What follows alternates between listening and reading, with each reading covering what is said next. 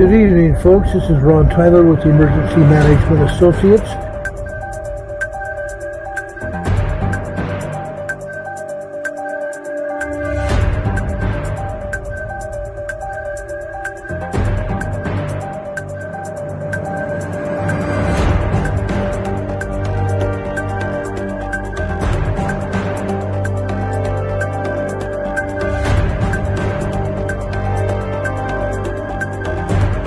Folks, this is Ron Tyler with the Emergency Management Associates coming to you live from the crossroads of the West, Lake City, Utah.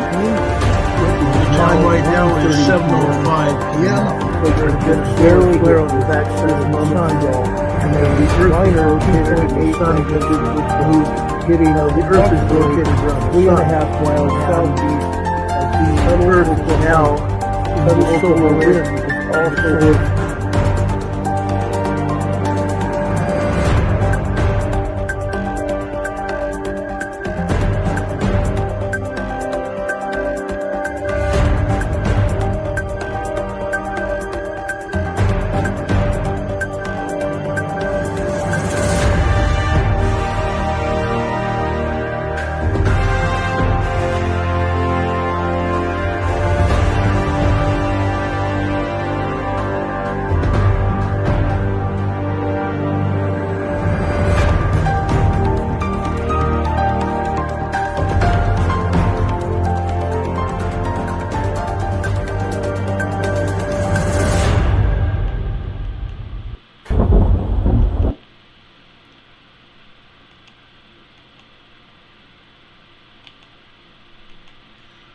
Good afternoon, good evening, good morning, wherever you might be on this planet of ours.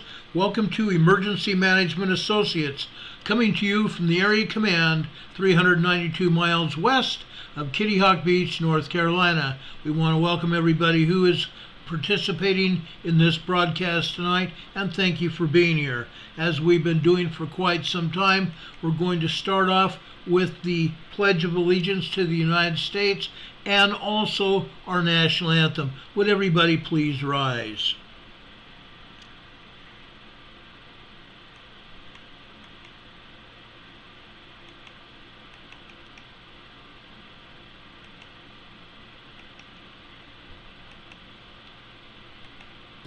I pledge allegiance to the flag of the United States of America and to the republic for which it stands, one nation, under God, indivisible, with liberty and justice for all. Now, would you make welcome, straight from Washington, D.C., the United States Army Corps Quartet. Yeah.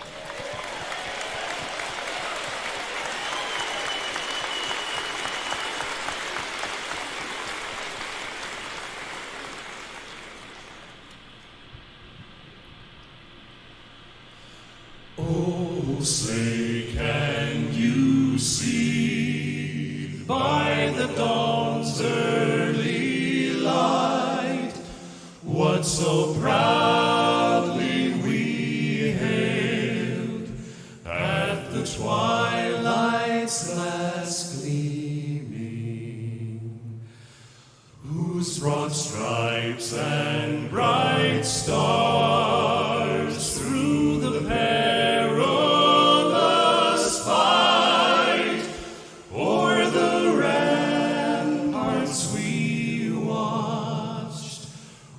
so gallantly streaming, and the rocket's red glare, the bombs bursting in air, gave proof through the night that our flag was still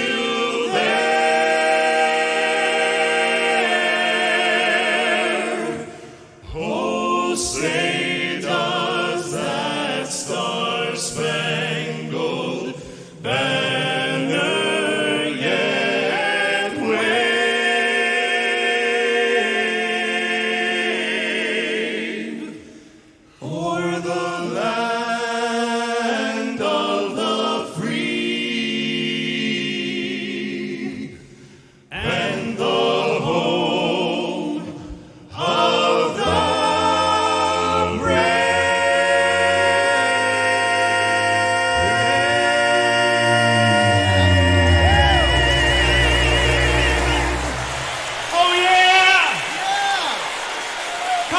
folks. Let them know it.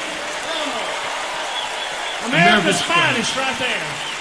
America's finest. Absolutely right. America's finest. We want to thank all of those who participate in our military forces here in the United States and abroad. We want to thank everyone for their service, and also our allied forces, wherever they might be around the globe. May you all return home to your families in safety after your tours of duty end. And thank you again for your service. God bless you all. Guys, we have a lot to talk about tonight. I have been mulling over whether to bring this out right now, but I'm going to anyway. Canada.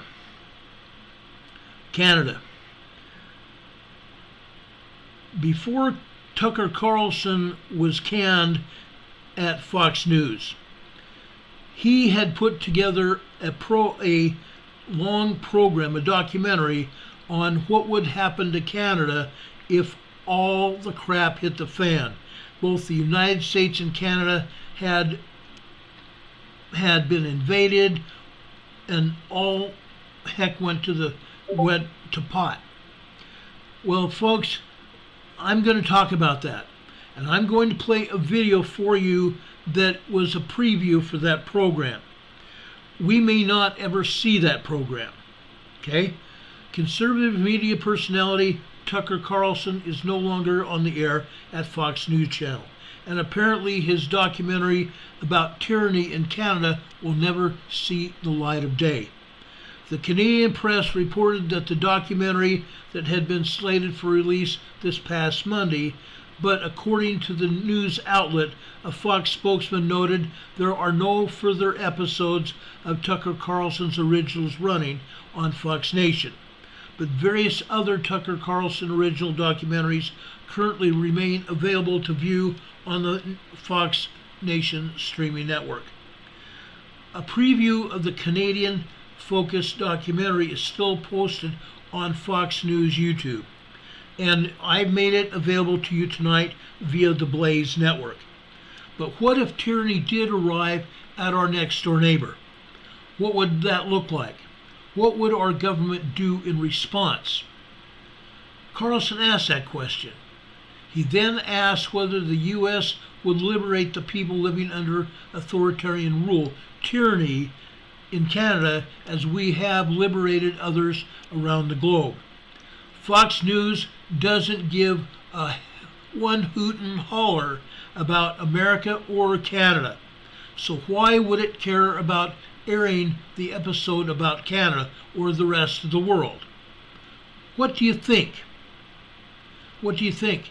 The media doesn't want anything to go on the airwaves to make it seem like America will save anyone from anything other than the current Democrat Communist Party's agenda. All of you know by now that Fox ended its contract with Tucker Carlson. They immediately canceled any future airing of his shows. Immediately, ratings fell at Fox News. They fell significantly without Carlson in the slot. Some people responded to the news of the split by canceling their Fox Nation subscriptions. I did. I canceled them. Fox News ratings are now down by over 56% and falling. When honest people say what's true, they become powerful, Carlson said, adding that liars attempting to silence them get weaker. True things prevail. Many conservatives have expressed their support for Tucker Carlson.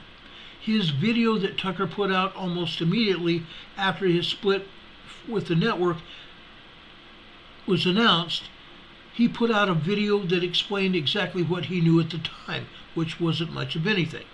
That video has garnered 23 million views so far. Tucker Carlson's star is only going to shine brighter and stronger than ever. One congresswoman in Alabama said, "We love you, Tucker."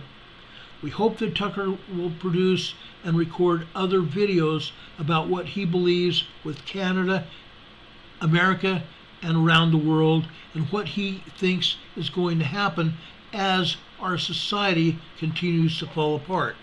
Now let me air this video for you. Let Tucker tell you.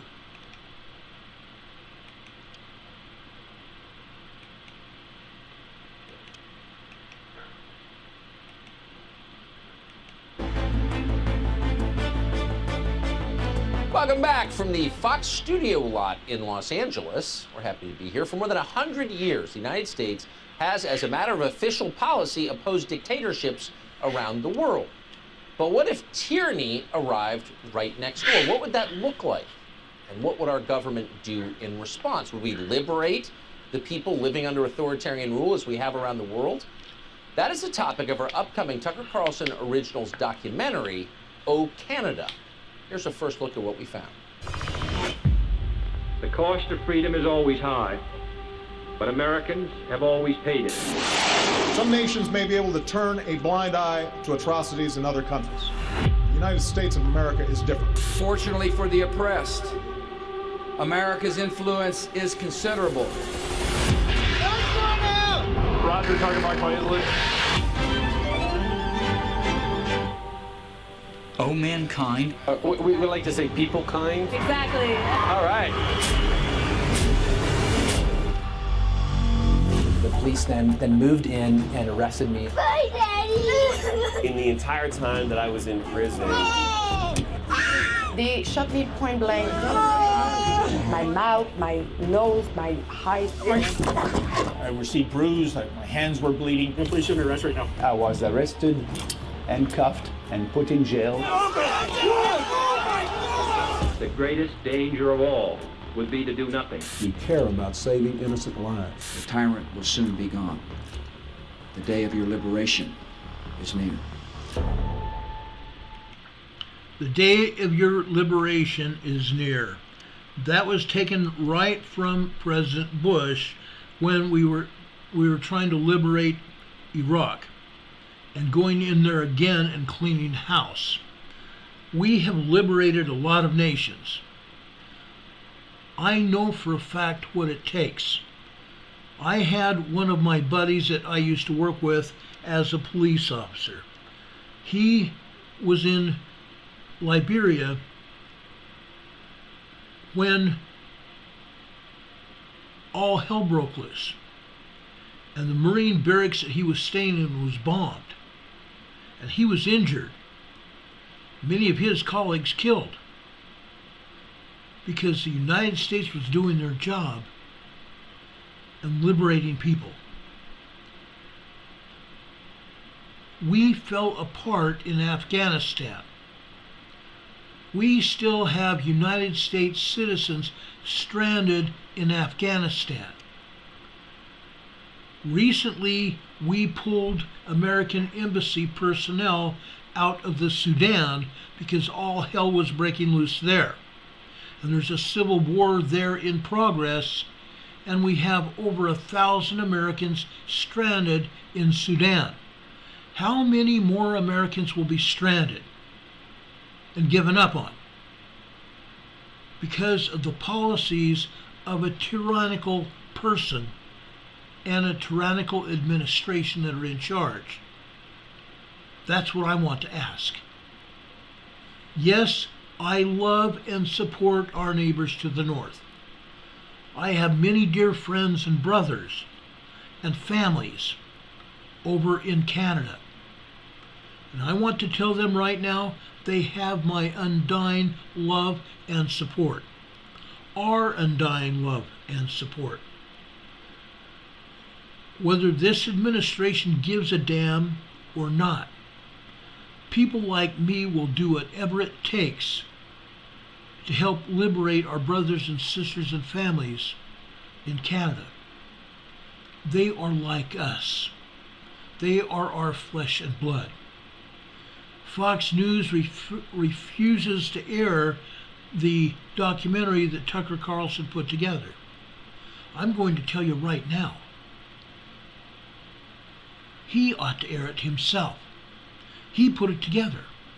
At some point in time, Tucker Carlson must own what he did. not just Fox News. If he is not able to air that, he needs to do it again. And this time even better. And make sure it goes public throughout the world. There's going to be a storm.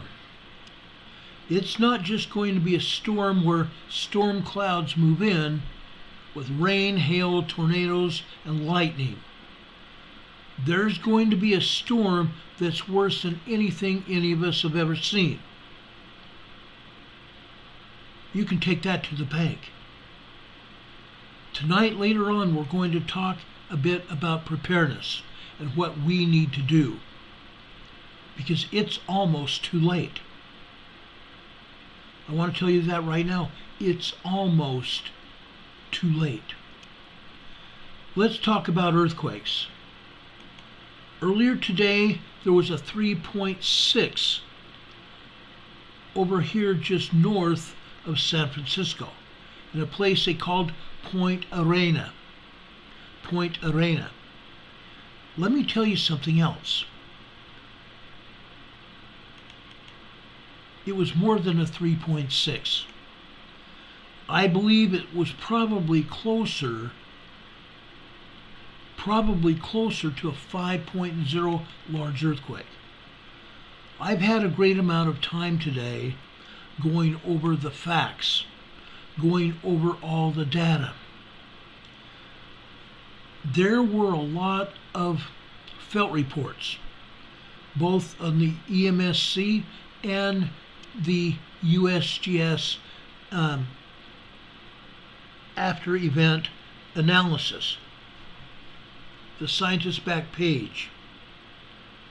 Folks, there were many people that said this was very strong shaking that was going on with this earthquake. Again, just south of where this person was in Manchester, California. The earthquake hit in Point Arena. They said it was a 3.6. I'm saying right now it was probably closer to a 5.0 magnitude earthquake. It was south of the Cascadia subduction zone area, south of the San Andreas Fault up there at the Triple Junction. It was west of the San Andreas Fault. And in this picture, that white line represents the San Andreas Fault. So folks, this is the Oceania Fault. The Oceania Fault gave way today. I believe it was a very strong 5.0. Some people said their house moved. Some people that were sitting on their bed said their bed moved. Some people say their furniture in their house moved, their kitchen tables, their chairs. Some people said their knickknacks and plates started rattling and some fell. That does not happen with a 3.6 magnitude earthquake. 4.5 and greater, yes, but not a 3.6. And all data points to a 5.0 magnitude earthquake. USGS, stop lying to us. You need to stop lying immediately. At some point, there are going to be enough of us that are going to sue you. Yes, we're going to sue the people at the USGS, not the mundane employees. I shouldn't say mundane. Not the everyday workers, the pencil jockeys, the desk secretaries. We're going to sue the management of USGS. If it comes to doing that, just to be able to get the truth of exactly what's going on, yes, that's exactly what we're going to do. I'm not going to fool around with USGS. I'm going to tell the truth as I've been doing. I'm not going to stop. I'm not going to stop. That was a huge jolt this morning. That was a huge jolt. And people deserve the truth about what is happening. Now, let's go up to Idaho. Idaho. over just west of the Yellowstone magma chamber, probably right near the edge of the west side of the Yellowstone magma chamber, we had a bunch of earthquakes today. Up at the top of this graph, or not this graph, but this graphic here, it shows a 3.0 small earthquake in Stanley, Idaho. It shows a 2.6. It shows a 1.9 near Smiths Ferry, Idaho. A 2.3 near Georgetown, Idaho. Challis, Idaho, which is the edge of the national forest there, it's a 1.7. Spencer, Idaho, a 1.3. And there have been several other earthquakes and tremors there today, besides these. This area is moving. There's a reason it is. There's two things. There's two things that we need to remember about this area. One, we're on the western side of the Yellowstone magma chamber. There's magma down there in that hole. There's magma down there in that hole beneath Yellowstone National Park. It's putting pressure on the western side of it. There are earthquake faults there as well. Just a year and a half ago, we had a 6.9 magnitude earthquake hit this same area. There were aftershocks that hit there. Some of these earthquakes today may be aftershocks of that 6.9. I covered that earthquake. I know. Anything over a 6.0, there's going to be significant aftershocks for a long time coming after that earthquake. When we saw a 6.3 hit up in northwestern Alaska, a 6.3, there were aftershocks for over a year and a half.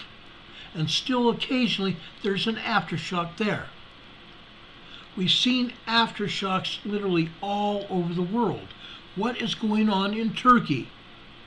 Still close to 100 earthquakes today in Turkey in the Syria area. Because of what? A 9.0 to a 10.0 earthquake. Yes, folks, that's what it was. USGS denied it was that high. They came in as, what, a 7.4? It was a lot stronger than that.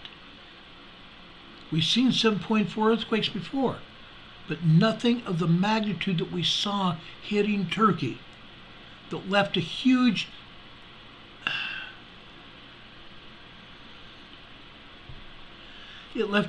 Grand Canyon in Turkey. It wasn't quite that deep. It was only 18 stories deep. An 18-story building could fit in that hole, but it was more than a football field wide. And it stretched for miles.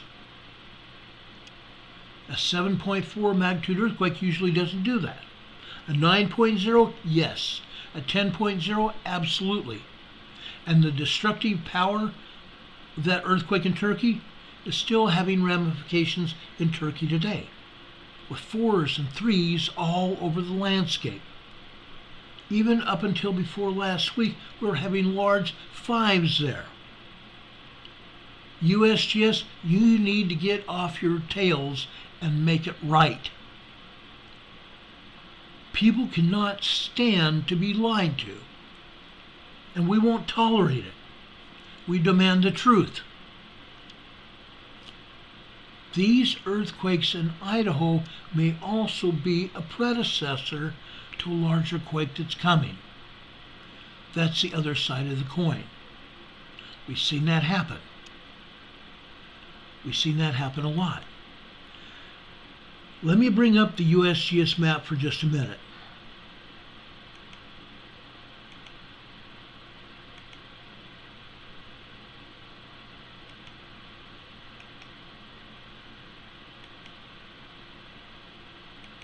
Oh, don't tell me this. They want to mess with me again.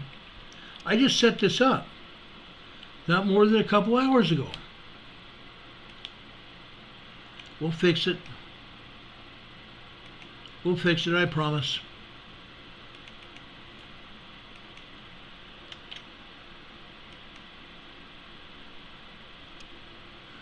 I always get it fixed, don't I? Okay, let's take a look at what has happened today.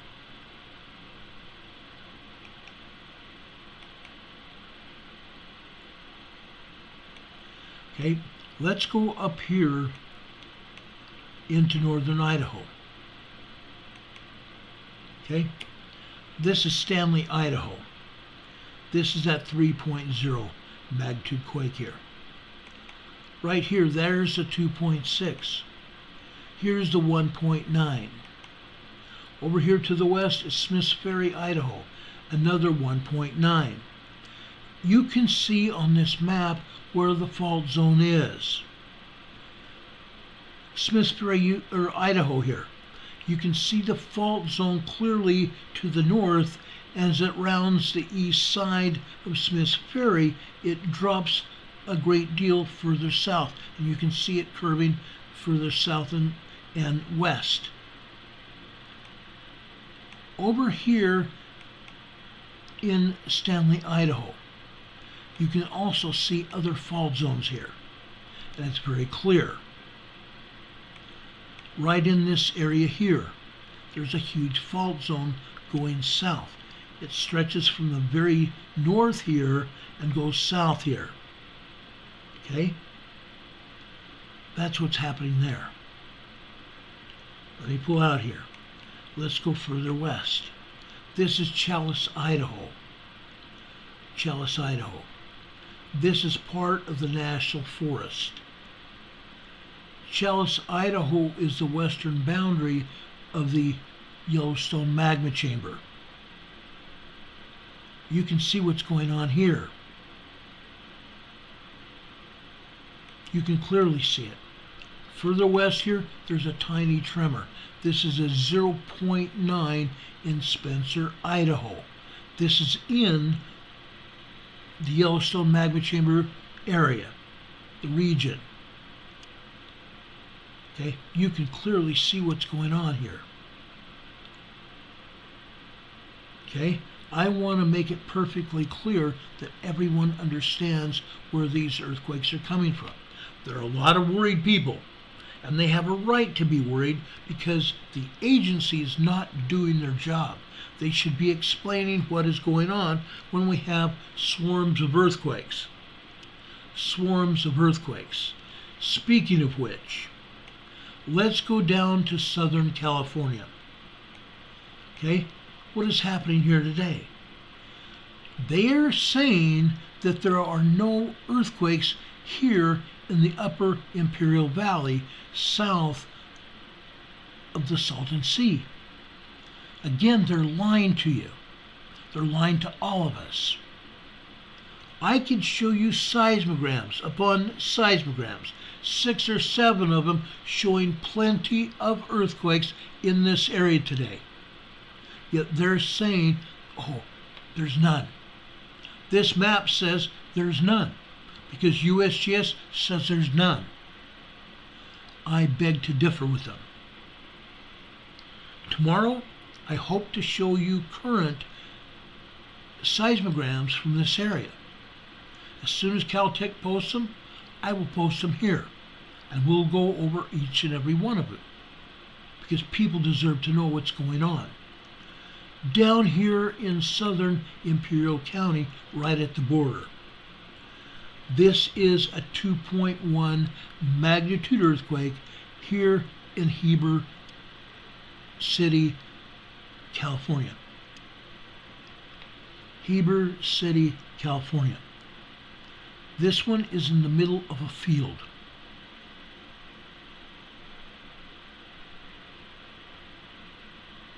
You can see it in the middle of a field.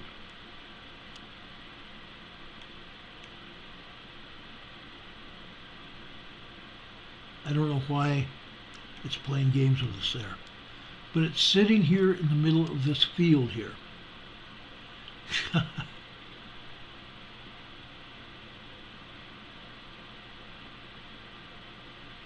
Okay, this is right at the U.S.-Mexican border, the border between the two countries.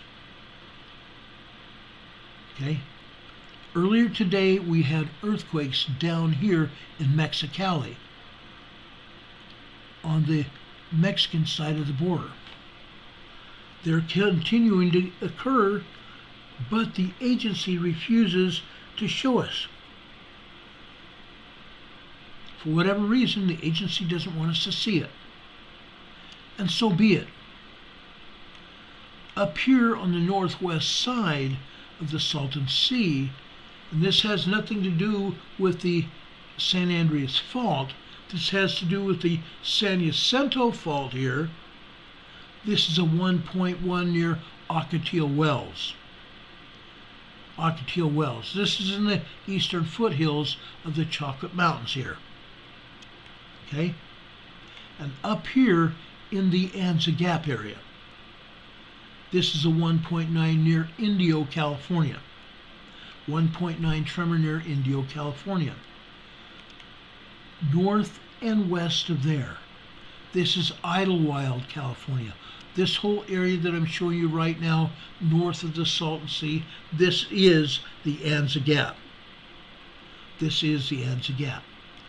Going further west here is Aguanga, California. This is San Diego, North San Diego County. This is a 0.6 microquake. Okay? Now they're also not showing any other tremors here in San Diego County, which bothers me, because we've been having earthquakes on the Elsinore Fault at Palomar Mountain, at Palomar Mountain Observatory. Okay? And they're not showing them. We've also had plenty of earthquakes around Julian, and they're not showing those as either. Okay? Those are also right here. This is Julian, California right here. Julian, California is the apple capital of San Diego. You can go there to Julian. There's a lot to do there. There are shops where you can buy trinkets and souvenirs there. There are great restaurants, have meals there. And oh, the hot apple pie and hot apple cider, you can't miss that. It's wonderful. But they're not showing any earthquakes or tremors here in Julian or Pine Valley. It's sad. It's really sad. But they're showing what they want to see as a quarry blast. It's right here.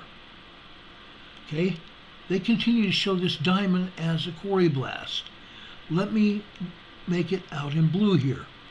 This is a 1.4 supposed quarry blast. Let me tell you folks, it's not near the quarry. It's several miles from the quarry. There's one of the quarries. It's several miles from the quarry. The other issue is, it's 2.8 kilometers deep. It's over a mile deep.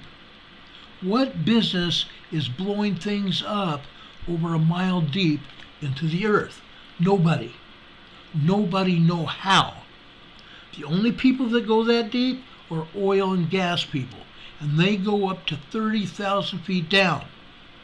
I got that verified. Our buddy Rob, who's one of the moderators on this channel, he and I were talking earlier this afternoon. When they drill for oil and gas, they go down to 20 to 30,000 feet.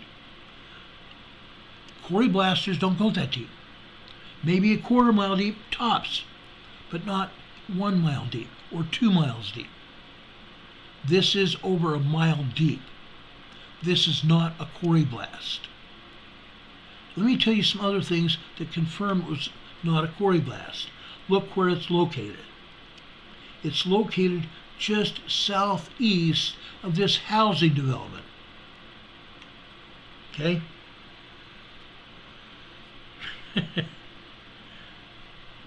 I have friends that own a home here in this housing development. Okay? It's nowhere near being a quarry blast. There's also other homes down here as well. Okay? There's also other homes down here as well. Okay? There's homes up here. A lot of homes up here. This is not a quarry blast. Now, I want to also find real quick here. if you'll allow me to. Not there, that's part of the quarry. Let's go further down the road, okay? We also have a major roadway here, okay? We have a major roadway. This roadway here is a 2-lane blacktop in each direction going into this housing development. This housing development was started in the 90s, okay? We also have a state highway running east and west here. Right here, we've had tremors here as well, when USGS has called it a quarry blast. Guess what this is, guys? This is an amphitheater. This used to be called the Coors Amphitheater here in San Diego. Now some other companies bought the amphitheater. This is an amphitheater where Jimmy Buffett, in I think it was 1993, gave us a concert here at this amphitheater. I was there sitting on the outside of the amphitheater because the amphitheater, because of who it was that was playing, there were people that were smoking that green leafy substance. And there was a blue haze over the entire amphitheater. And there were a bunch of us who were cops that were told that, yes, you guys can go, but don't be overcome by the leafy green substance there. Don't breathe too deep. Yet, we were on the outskirts of the amphitheater, sitting way back in the back, and we smelled the green leafy substance. There were people all over that amphitheater that were toking it.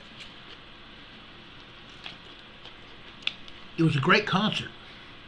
And yeah, people stumbled out of there when we were totally sober. The strongest thing we had to drink was a Coca-Cola or Dr. Pepper, or in my case, root beer.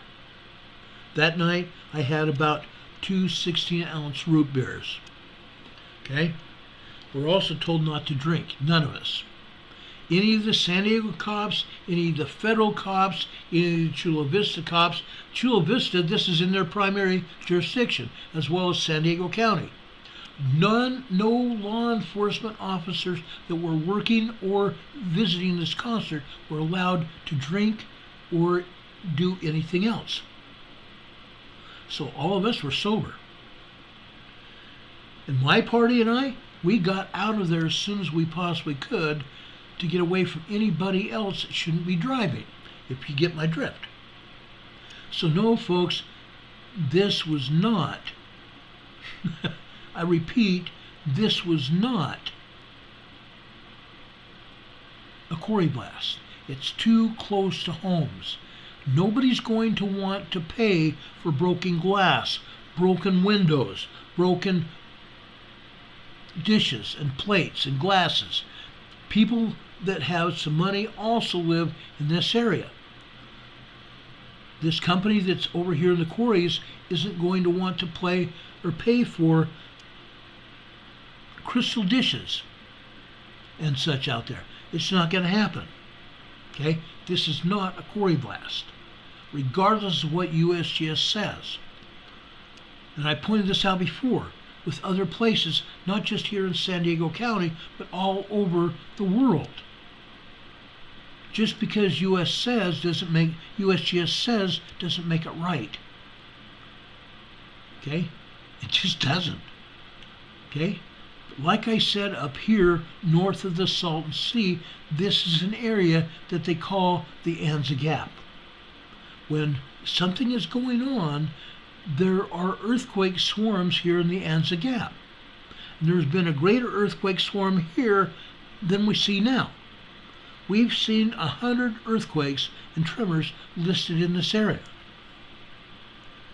We've seen 100 earthquakes and tremors. I have. I've shown it on the channel. I haven't put some water in my eye, something got in my eye. Anyway, guys, can't believe what they say. Okay? So far, I've shown you quite a bit of stuff that was wrong. Maybe they'll make it right someday. I don't know. At this point, I don't really care. Because we keep pointing out what they do is right and what is wrong. Okay? And as far as I'm concerned, I'm going to continue to report those things that are correct. Because I want to try to save people's lives. That's the whole purpose of this program, is saving people's lives. Now let me get out of California. Okay? I can come back to California possibly later. I've got other fish to fry here. Okay? Over here in the South Pacific, this is over by Tonga and Samoa. This is a 5.5 magnitude earthquake. Let me tell you about this earthquake. Earlier today, they said it was over in America, Samoa. Okay? Just south of Aveyah, APIA, Samoa. USGS now has it near Tonga, 134 kilometers east of Tonga. Okay? Let me show you something.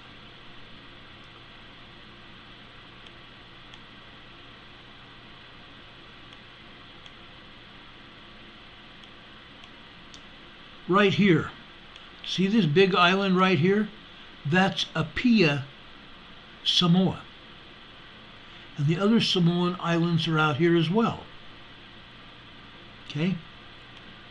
Look where this earthquake was. Okay? I believe it was closer to Aveyah, Samoa than Tonga. The other issue is this.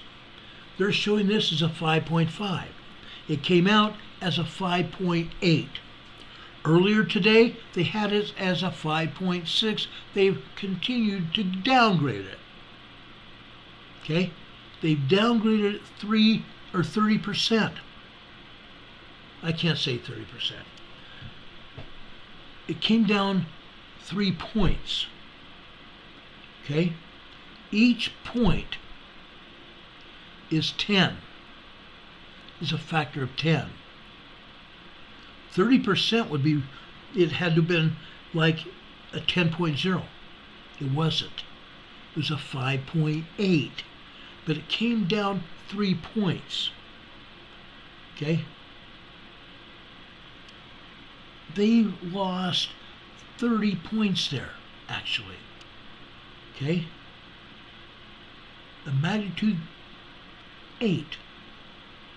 And it came down to 5. That's crazy. That's insane.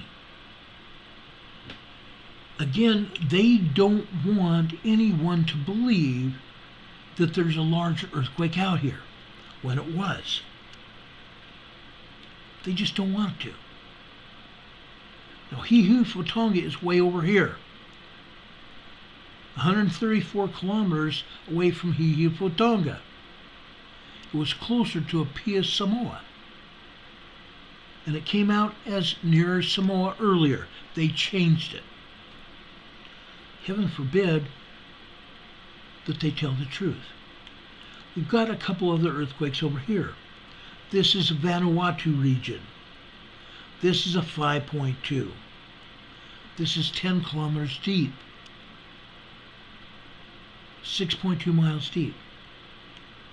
This is a 4.8. This is 33 kilometers deep. An aftershock. And I should have told you about this. Okay, this 5.5, or my 5.8, this was 37 kilometers deep.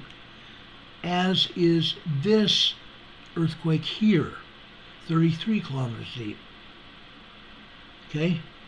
So we have these earthquakes that are still fairly shallow, but they're further down. I question that. I question that. Because this earthquake is shallower. How can we have a 4.8 here be even deeper than this? If it's not deeper than this, then this could have been an aftershock. I personally believe that the 4.8 was a separate quake, not an aftershock. Do you understand what I'm talking about? I hope so. I believe it was a separate quake entirely. Now, another earthquake that happened earlier this morning. Actually, it would happen this afternoon, I'm sorry. This was this afternoon. This was another 5.5. This is Papua New Guinea. Papua New Guinea. They say that this was 18 kilometers northwest of Ambutul, Papua New Guinea. Okay? A 5.5 is a very powerful quake. It's a large quake. It's mid-range 5, a very powerful large quake. Anybody living anywhere near this quake is going to see damages to their property. And if their home or business is not reinforced steel, it could collapse and hurt them very bad. I have not yet heard of any property damage or confirmed felt reports from this quake. And I say confirmed felt reports. Okay? Many times they will post felt reports and it's not real. It's not real. Now, I'm zooming in here. These are clouds. These are clouds. Now, while there are what appears to be roads here as well, these are just clouds. This area is not inhabited close to this earthquake. That's what I'm trying to point out. I've done a little bit of searching here. It says it's 18 kilometers northwest of Ambutul, Puerto Rico, or Ambutul, Papua New Guinea. That would be around here, in this area here. Now, I see roads here, yes. Okay? There may be some buildings here that I don't see. Okay? We see some lakes or swamps and stuff. Yes, there's roads there, but I don't see any humanity being there. There could possibly be. I just don't see it. So I'm going to keep checking this earthquake because this is a big deal. A 5.5 large earthquake on land can do substantial damage. So we're going to check back with that. Over here, northwest of there is another 4.8. This time it's 27 kilometers deep. Interesting. 27.3 kilometers deep.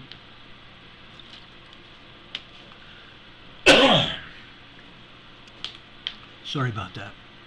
Okay? But this is right at the shoreline. Right at the shoreline. This is a moderate, upper magnitude, moderate quake. Okay? So anybody living near this quake, excuse me, it's right at shore. I don't believe the ocean waters could have, excuse me, could have diminished the effectiveness of the seismic energy. It was too close to shore. So if there's anybody here, they did feel some rattling going on. Again, moderate earthquakes can do damage. They can break oil and gas pipes if there's oil, gas, or water pipes running underneath the ground. Here, this is a third world country. Okay? Yes, there are more modernized settlements, but it's basically a third world country. People felt this quake. There may have been small, just minor damage here around this area. Okay? Again, this is Papua New Guinea. All right? Let's go further west. This is a 4.7 near Fef, Indonesia. Fef, central Indonesia. A moderate earthquake, 36 kilometers deep. Down here in south central Indonesia, this is a 4.3. This is substantially deeper. This is 164 kilometers deep. Now, it's not a very deep earthquake necessarily. Deep earthquakes are 600 plus kilometers deep, 500 plus kilometers deep. This is only 164 kilometers deep. Okay? This over here is just off the coast of southern Java, East Java. This is south of Bali, Indonesia. This is another moderate 4.3, 50 kilometers deep. Not a big deal. It's out in the ocean here. Nobody probably even felt it. If they did, just slight rumbling. Again, it's south of Bali. This is also a very dangerous area. We've seen a major earthquake hit here just a few years ago. It caused major damage and a major tsunami that killed a lot of people. So we're watching this area. We've been watching it for a long time. Again, this is a huge subduction zone. There are 7 different plates down here in the southern Pacific and the southwestern Pacific. 7 different plates, one subducting under the other. But they have not even shown all the earthquakes in this area. There's over 20 earthquakes here in Indonesia alone. They have not shown everything.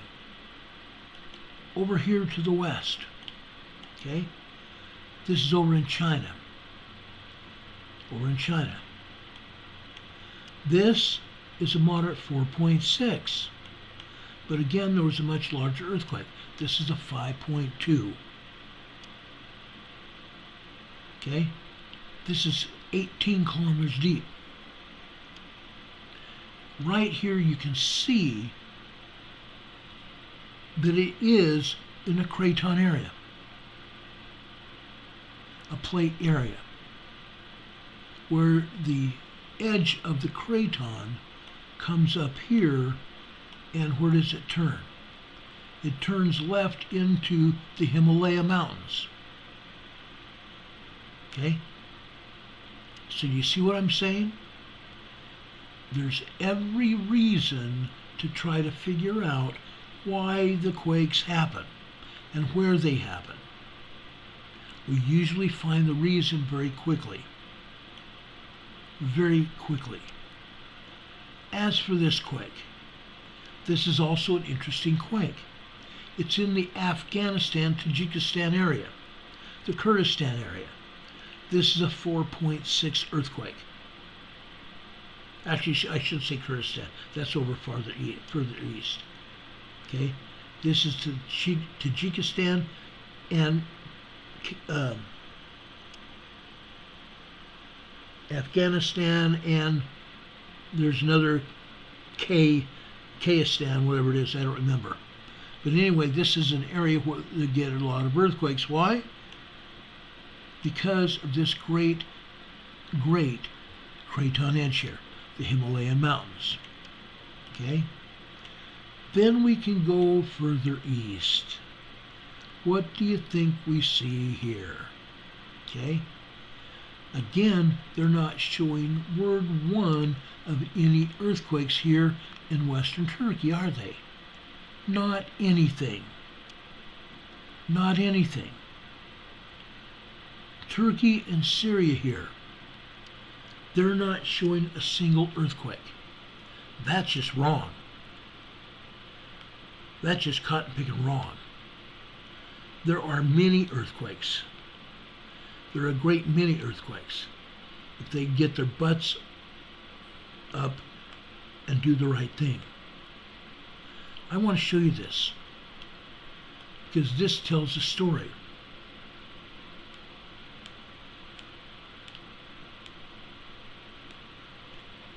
This tells a good story, doesn't it? Look at this. over 100 earthquakes in Turkey and Syria today. And that's just there where the earthquake hit. And yet, USGS says there's none.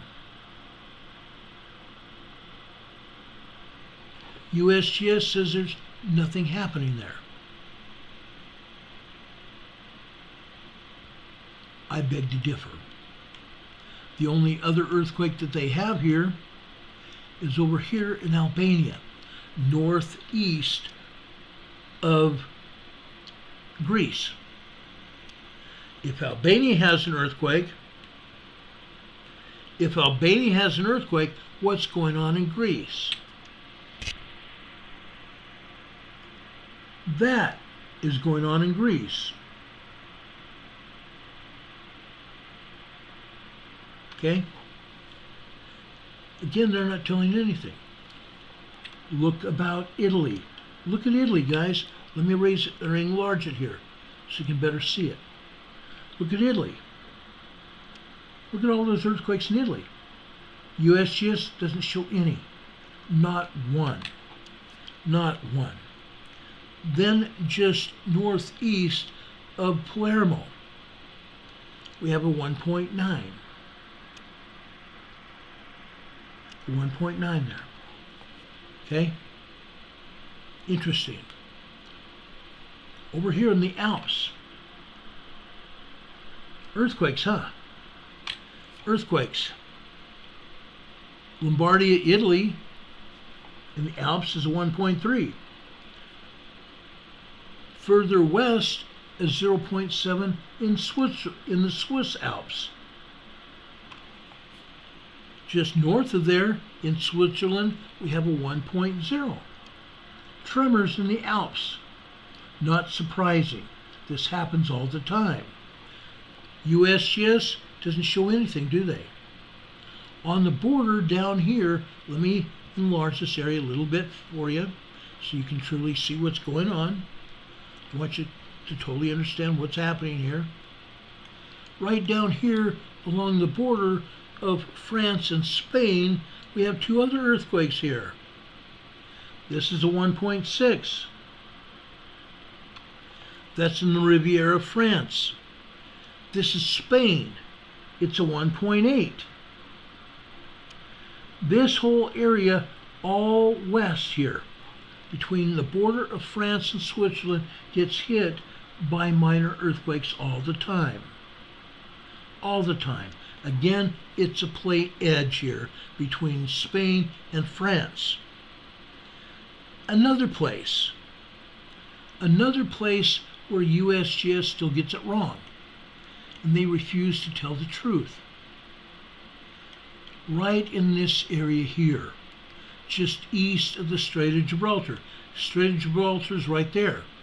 Just east of the Strait of Gibraltar, we have a fault zone. Excuse me, let me get this here. We have a fault zone right here. We have two earthquakes there. Closer to Africa, but we have two earthquakes.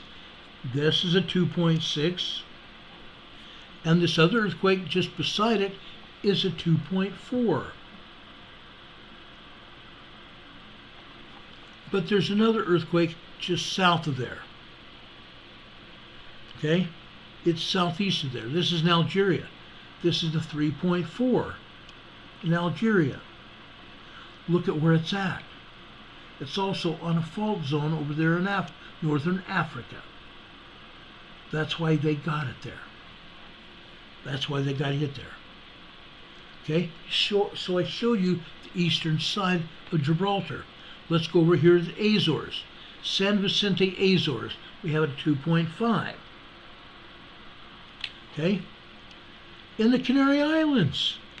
Go figure. Just east of Tenerife. Just east of Tenerife, we have a 2.4.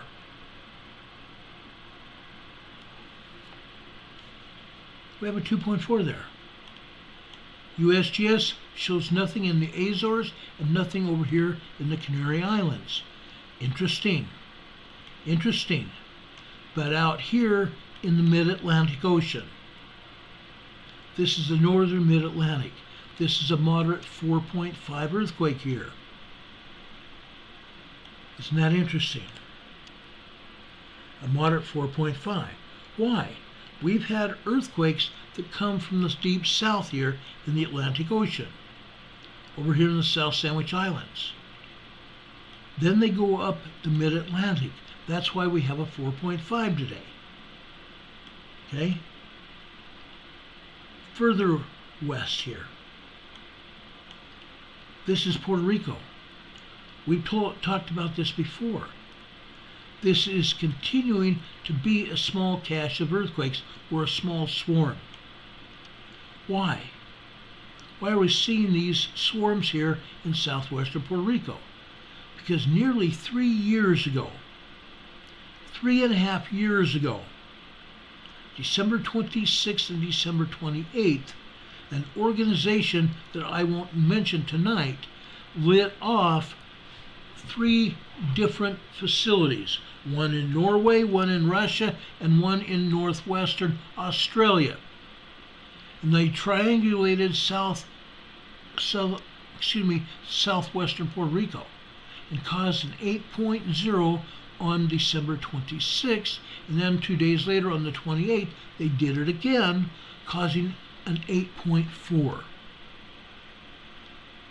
Today, we have a 2.6, we have a 2.8, minor earthquakes.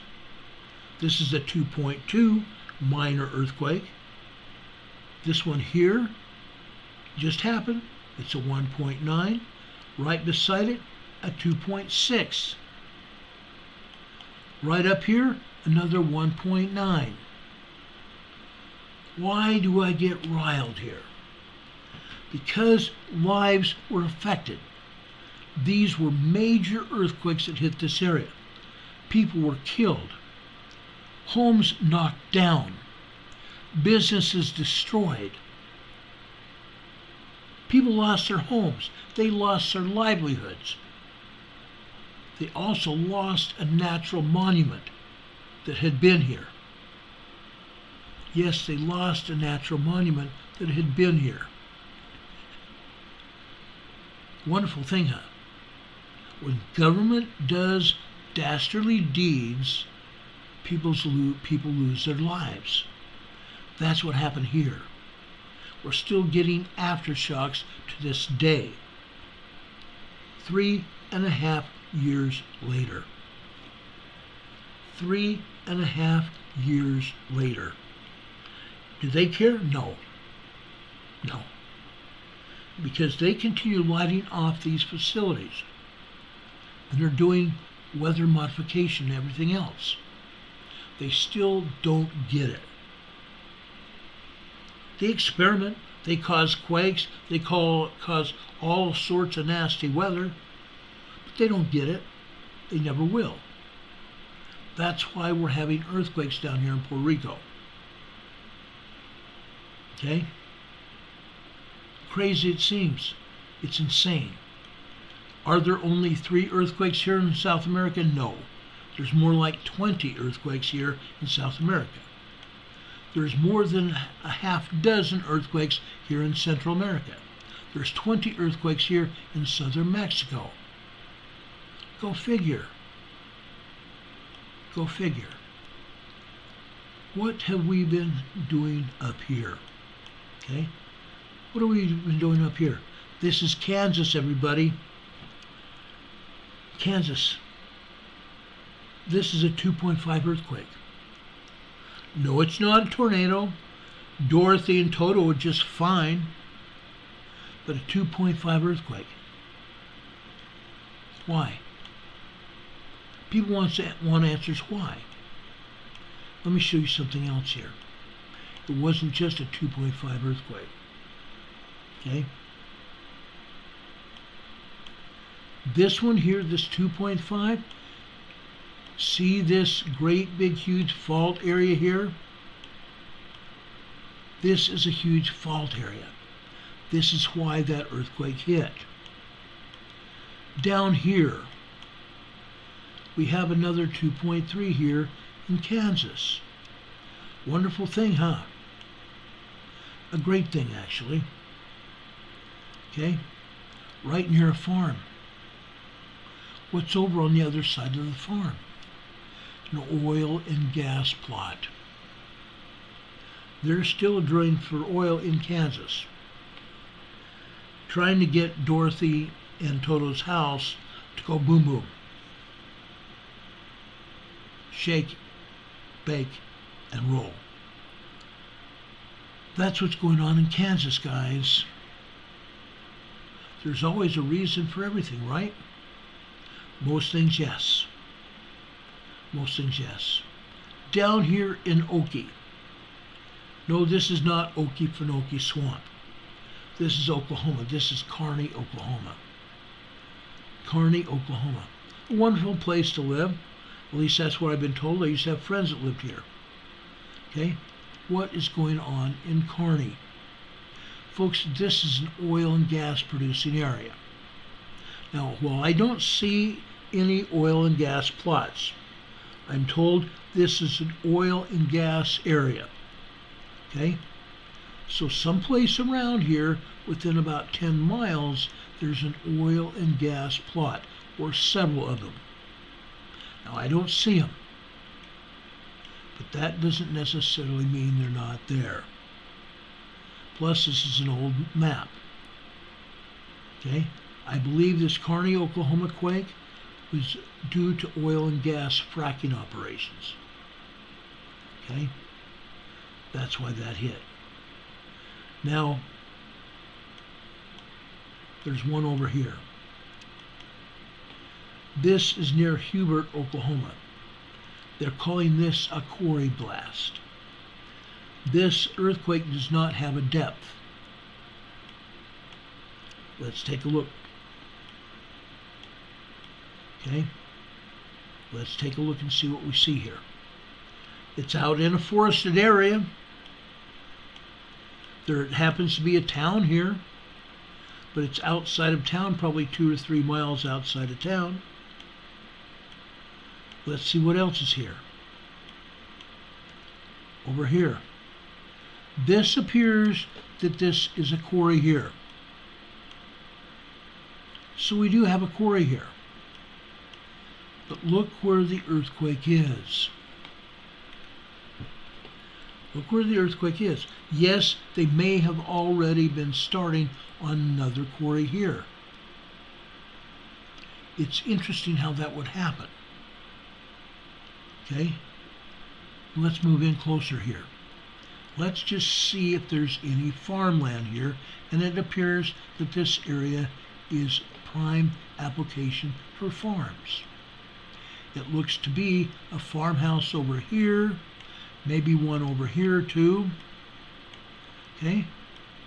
But this is in a grove of trees, unless they've knocked down the trees. Or let's just say it's a 1.5. Let's just say it's an explosive carnivorous. Okay? A substantive exploding coniferous, a tree. I can't say USGS is wrong, but miles away is the quarry. This is a long distance for a quarry. This is an older map, so it could be anything. It could be literally anything. Okay? Yes, I'm poking some fun here. I'm poking at unrighteous dominion. Okay? Now I'm going up here to the center of the New Madrid Fault. This is going to be the center point of our discussion tonight. This is a 1.9 over near Matthews, Missouri. 1.9 near Matthews, Missouri. Approximately 4 miles east-southeast of Matthews, Missouri. Right here, this is a 1.8.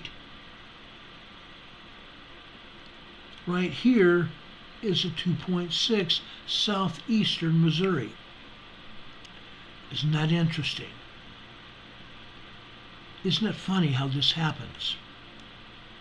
Okay? This is on the New Madrid Fault. It's in the New Madrid Fault Zone. Okay? This whole area that I'm showing you here is the New Madrid Fault. It also goes up here, up to Illinois, Indiana, Ohio. Tonight I'm going to show you earthquakes in each of those states. Okay? And I'm going to show you other earthquakes and tremors all over this area.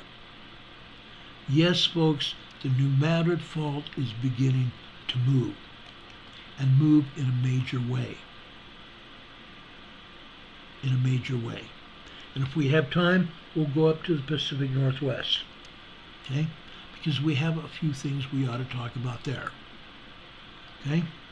So let's go over and clear this off. I've shown you around the world a little bit. I've shown you my displeasure with the agency because they're screwballs. Screwballs that are led by a bunch of stupid butthead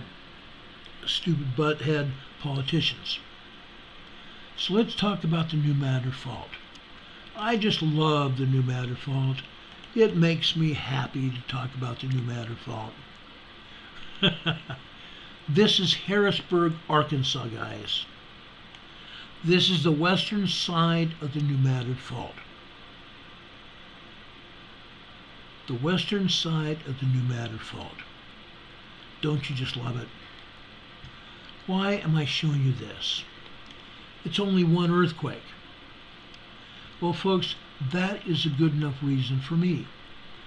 But folks, this was not just another earthquake. Okay? Let me blow it up here. I want you to see this. This happened this morning. Okay? This happened this morning, just after 9:33 a.m. This is, folks, a 3.0 earthquake. This is a 3.0 earthquake in Arkansas. Okay? In Arkansas. Isn't it interesting how Harrisburg, Arkansas could have a 3.0 earthquake? On the fault, no less. Folks, this is what happened this afternoon. This is Harrisburg, Arkansas this afternoon. Not just one earthquake. These earthquakes are probably all lesser earthquakes than what they had this morning, but earthquakes nonetheless. This one up here at the top, this is after 12:01 p.m. this afternoon. This could have been a 3.0 earthquake. It may be a 2.9. 2.9, 3.0. We cannot tell exactly how strong it was because it was off the paper. Notice looking at the top, it's off the paper. And it goes fairly deep. That could point towards it being a 3.0 earthquake. And look at how long the seismic event lasted. I'm talking about the secondary waves. The secondary waves lasted almost 45 seconds. Maybe closer to a minute. Then it went down to a body wave, and that body wave lasted until the next earthquake started. The next one is probably a 1.5 tremor. Probably. We have tremors building up to it, and then tremors after it, meaning a secondary wave. Then, on the red line below it, to the right, this would be 12:28 p.m. this afternoon. This is also a series of tremors here. 3 different tremors there. Then, about 45 minutes later, on another black line. The black line is 1 p.m. on the left-hand side. Over here we go 1, 2, 3, 4, 5, 6 minutes later. 1:06 p.m. Again, we have a 2.8, 2.9 earthquake. The secondary wave kicks over. We have what might be a 2.0 earthquake, maybe some tremors. Then another earthquake hits. This time, at least a 2.6, 2.7 earthquake. Then the obligatory secondary wave of tremors. The next earthquakes here are 2.0s. On the black line below that, on the red line directly below that. The others are either 1.6, 1.7 tremors or less. Okay? There's plenty to do here. There's plenty to do here. This is Harrisburg, Arkansas. How about Catfish Pond, Arkansas? Catfish Pond, Arkansas. Look at this. This is this morning. Later this morning, we had a bunch of tremors, didn't we? All over the place here in Catfish, Arkansas. Just tremors. This afternoon, more tremors here. But these tremors are increase of seismicity, meaning increase in strength. Okay, you're seeing an increase in strength of these seismic events. Again, this is in Arkansas. Now let's go over to eastern Arkansas, to Marktree, Arkansas. Marktree, Arkansas is south of Jonesboro. Remember I did, several years ago, I did an earthquake drill on the 200th anniversary of the New Madrid Fault earthquake. I spoke to managers, emergency managers, up and down the entire fault. They all told me the same information. Their own views, their own thoughts, and how they would react to having this earthquake happen again.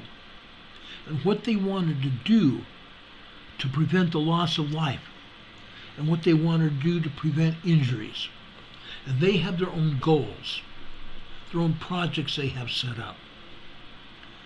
But here, in Marktree, Arkansas, if you remember 2 weeks ago, I showed you earthquakes here. I told you that at the time I spoke to the city people. They said they had not felt anything, yet they had 3.0, 3.5 earthquakes. Remember what a 3.0 or 3.5 earthquake can do? It can produce rumbling, uneasiness, rumbling beneath your feet, shaking, mild shaking, nothing more than that. Look what's going on here. Up at the top on this seismogram, that is a substantial earthquake. No, it's not a large earthquake. No, I don't believe this was a moderate earthquake. Again, these are just small quakes. Small quakes. But look how long they're lasting. That's my point. This earthquake happened at 12:23, 12:24 this morning. Okay? It lasted for 1, 2, 3, 4 minutes before the secondary quake started. 4 minutes. The quake actually began further before that. Let me count the minutes here. 1, 2, 3, 4, 5.5 minutes before the trembling really started. There was some trembling before that. Okay? Because we see some energy at about 12, I want to say 12:13 on the black line on the right. About 12:13 this morning. And then it kind of continued off and on here until it built up into this quake, where it lasted 4 minutes.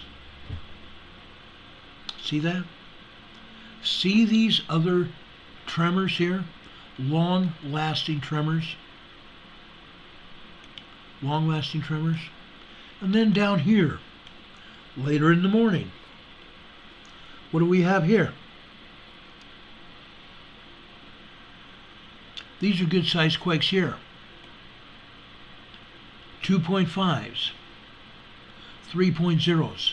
There are a lot of 3.0s. There's also some 2.8s and 2.9s here. Substantial earthquakes in and of themselves. Again, this is Mark Tree, Arkansas. We've seen substantial earthquakes like this before. This is not the first time, nor it will be the last. Okay? It won't be the last. Let me show you this afternoon.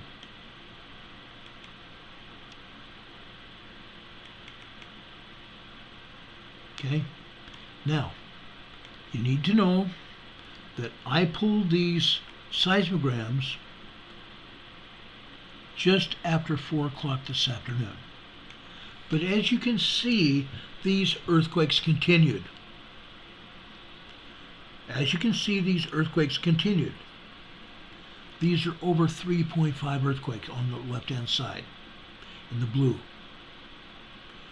This is just after 12:33. Actually, it's right.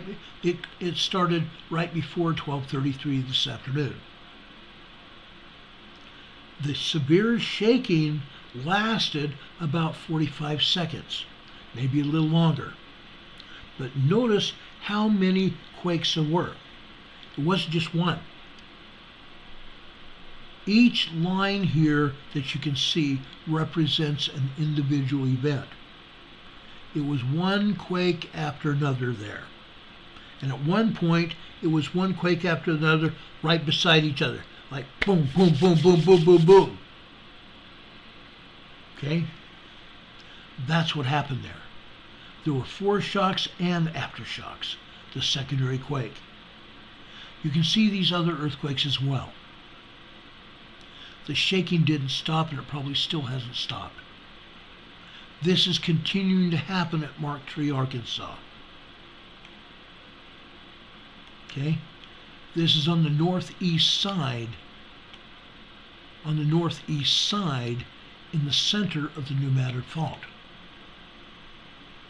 Now, I want to show you Needham, Arkansas. Okay, I showed you Mark Tree, which is just south of Jonesboro. This is just west of Jonesboro. This is Needham, Arkansas. Needham, Needham, Arkansas, west of Jonesboro. See the shaking here?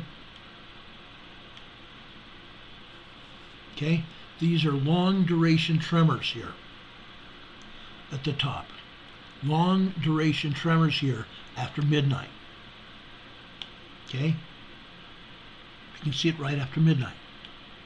Then they continued off and on literally all night long until early this morning. Then all of a sudden, right before 9:30, actually not before that, it was after that. It was about 9:59, no, 9:39, not even that, I'm sorry, I'm reading this wrong. It was about 9:44 a.m. this morning. Then we had on the right-hand side on the blue line here, 9:44 a.m. this morning. We had what appears to be a tremor and then a 2.0 earthquake. Then it traversed down here on the green line below it, on the left. Turns into be nothing more than a bunch of tremors. A 2.0 earthquake and then a bunch of tremors here. Those tremors lasted 1, 2, 3, 4, 5, 6, 7 minutes. Isn't it interesting how just a 2.0 earthquake will get a 7-minute tremor out here? I believe this may have been a lot larger earthquake. To have tremors, a secondary quake, last for 7, 8 minutes, That's a bit long. That's a bit long. This happened over on the west side of Jonesboro, Arkansas.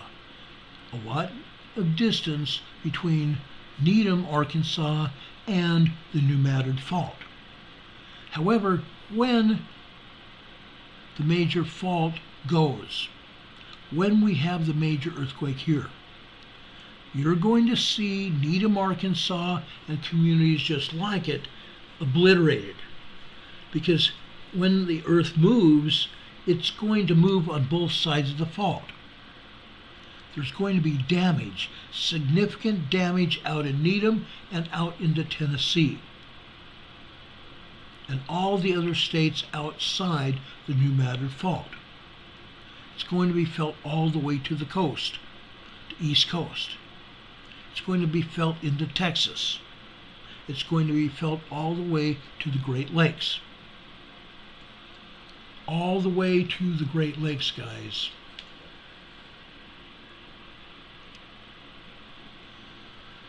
Okay, I've got something in my eye here.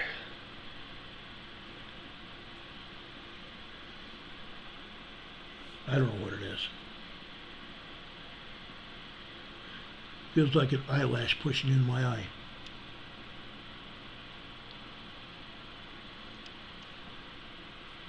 Anyway, let's continue here. I've got a lot more shaking to show you. I want to go over to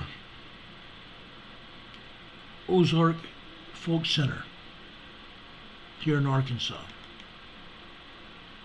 Okay, this is this morning. Okay, you can see seismic shaking here later this morning. Okay, you can see a good sized earthquake here at Ozark Folk Center. Again, it's probably a 3.2 earthquake. Over here on the right side of it, before that, this looks to be a 2.2, 2.3 earthquake. Minor earthquake. Minor earthquake. But the shaking doesn't stop. The real shaking doesn't stop here.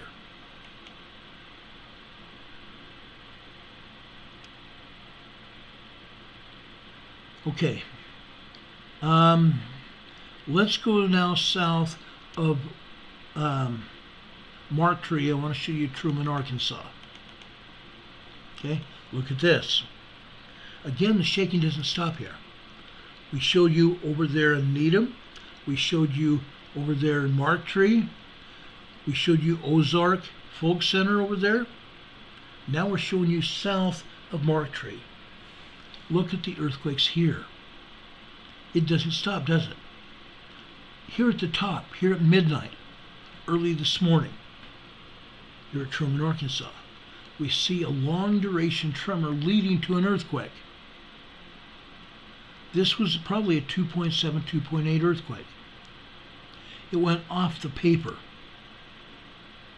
We can see the shock wave building. We can see the tremor building from almost nothing to building to a 1.6, going back down to a 1.4, 1.5, and over until it actually hit as a good-sized earthquake, a minor earthquake. Then we see the secondary wave also. The secondary wave goes out 1, 2, 3 minutes. 3 full minutes. Now, folks, they may have reduced the input of the seismograph that recorded this. This may not be real world, but we don't have anything to show that. All we have to do is show what we've got here. When we have an earthquake that builds up for this period of time, it means that that earthquake may have been larger than what they're showing this here. Also, the aftershock ratio, the secondary wave out to the body wave, and even the continuance of the body wave could tell us how big this earthquake was. And it may have been as much as a 3.4. This may have been as much as a 3.4. We don't have the top showing that. We don't have the bottom showing that. But I'm talking about the overall existence of the seismic wave. Okay? Now down below that at 2 o'clock this morning, just after 2 o'clock this morning, we have another series of tremors. Those tremors lasted 7 minutes. 7 full minutes. Look at all these other tremors here. Then we go down here to the bottom left. The bottom left shows an earthquake in green here. This is at 10:45 this morning. About 10:45 and 30 seconds, it started building. This was probably a 3.0 earthquake, if not a 2.8, 3.0. This lasted a full minute, maybe a little over that, maybe a minute and a half. Then we get a secondary quake here. The secondary quake goes on for another full minute. Then after that, on the next line, which is 11 a.m. on the left, we see seismic energy building. Very tiny microquakes building into a tremor. Then on the left-hand side, on the left red line, that tremor goes and intensifies as a tremor and then builds down again. Isn't it interesting how this happens? Truman, Arkansas. Okay? Truman, Arkansas this afternoon. The tremor sequences that we saw from this morning did not continue like that. All we see here is random tremors this afternoon in Truman. We go from good-sized earthquakes in Mark Tree, and then in Truman with decent-sized seismic activity, dwindling down to almost nothing. Okay? Let's go further south. I want to show you Tyronza, Arkansas. Tyronza, Arkansas this morning. Early this morning, not much happened. Some tiny, almost insignificant tremors.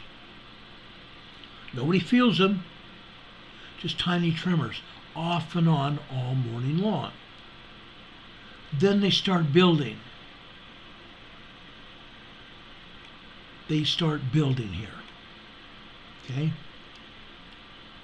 At about 5 a.m. this morning, it's hit and miss. Then at about 6, still hit and miss, but they're building. You can see the significance because there's more tremors here.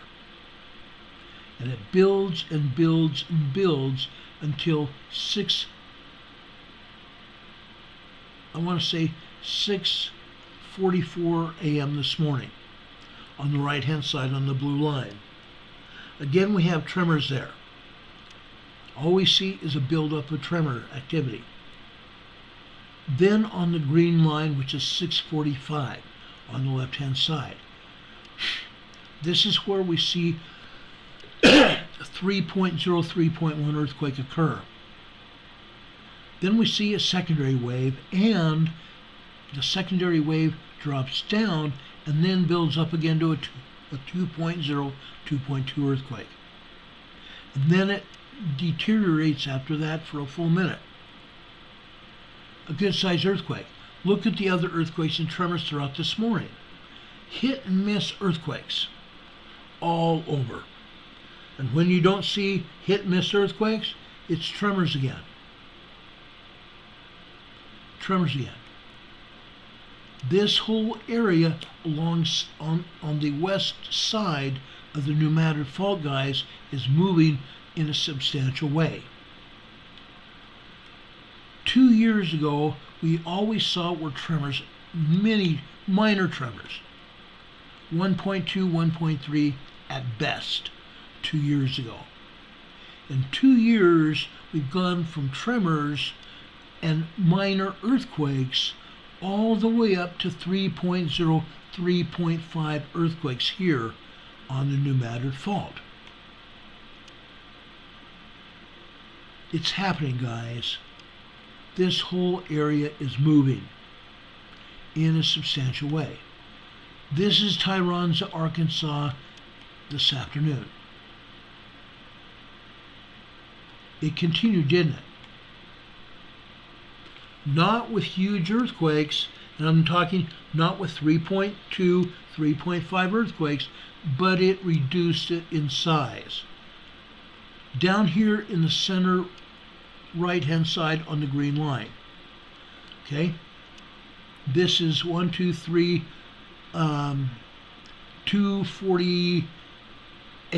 2:50 p.m. this afternoon on the green line. I think we have a 3.0 earthquake there, and there may be one before that. Then on the black line, which signifies 4 p.m. on the left-hand side, we move right, and we have another earthquake. 1, 2, 3, 4, 5, 6 minutes later. 4:06 p.m.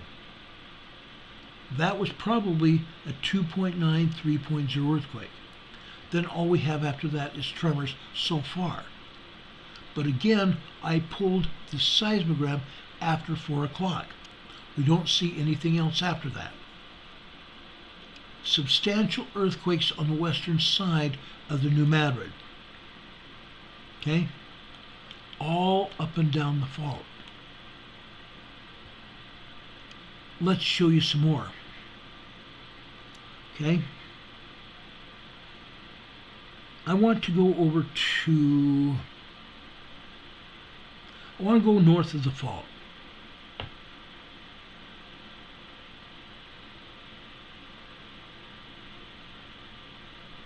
Hold on a second.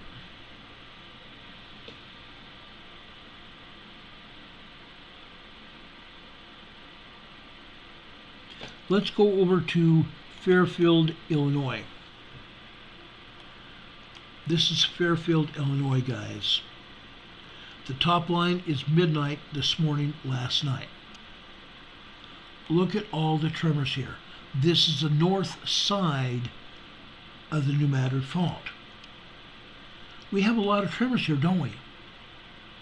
But we drop down here to the 11:15 line this morning on the left. As we move over here to the right, this is about 11:23 a.m. this morning. Guess what, guys?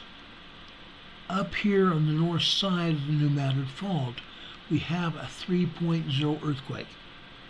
And not just one, but several earthquakes. Back to back to back. This earthquake signal sequence lasted for about a minute and a half.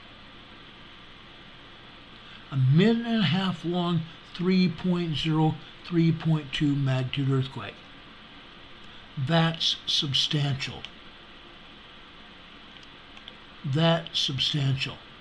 The red lines went down off the paper in some cases. They may just be a little bit bigger than 3.1, 3.2. Okay, that was this morning. Let's show you Fairfield, Illinois this afternoon.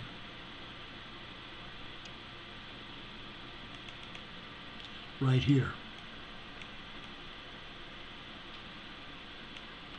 Look at the tremors and earthquakes here. Yes, there's some 2.0 earthquakes here. There are a lot of tremors. Back to back to back tremors. There's almost not a minute and a half between the earthquakes and the tremors.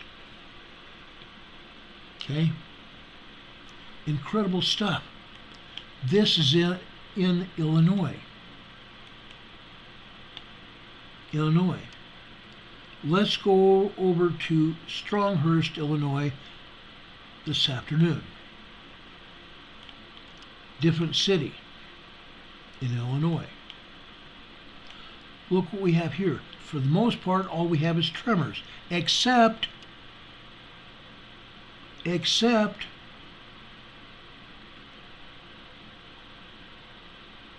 2:29 this afternoon, on the right-hand side, on the red line. 2:29 this afternoon, we had a tremor buildup, a rapid tremor buildup. Over here on the right-hand side, we see at least a 3.0 earthquake. We see over on the left-hand side a continuance of that. This probably was close to a 3.5 earthquake. Stronghurst, Illinois.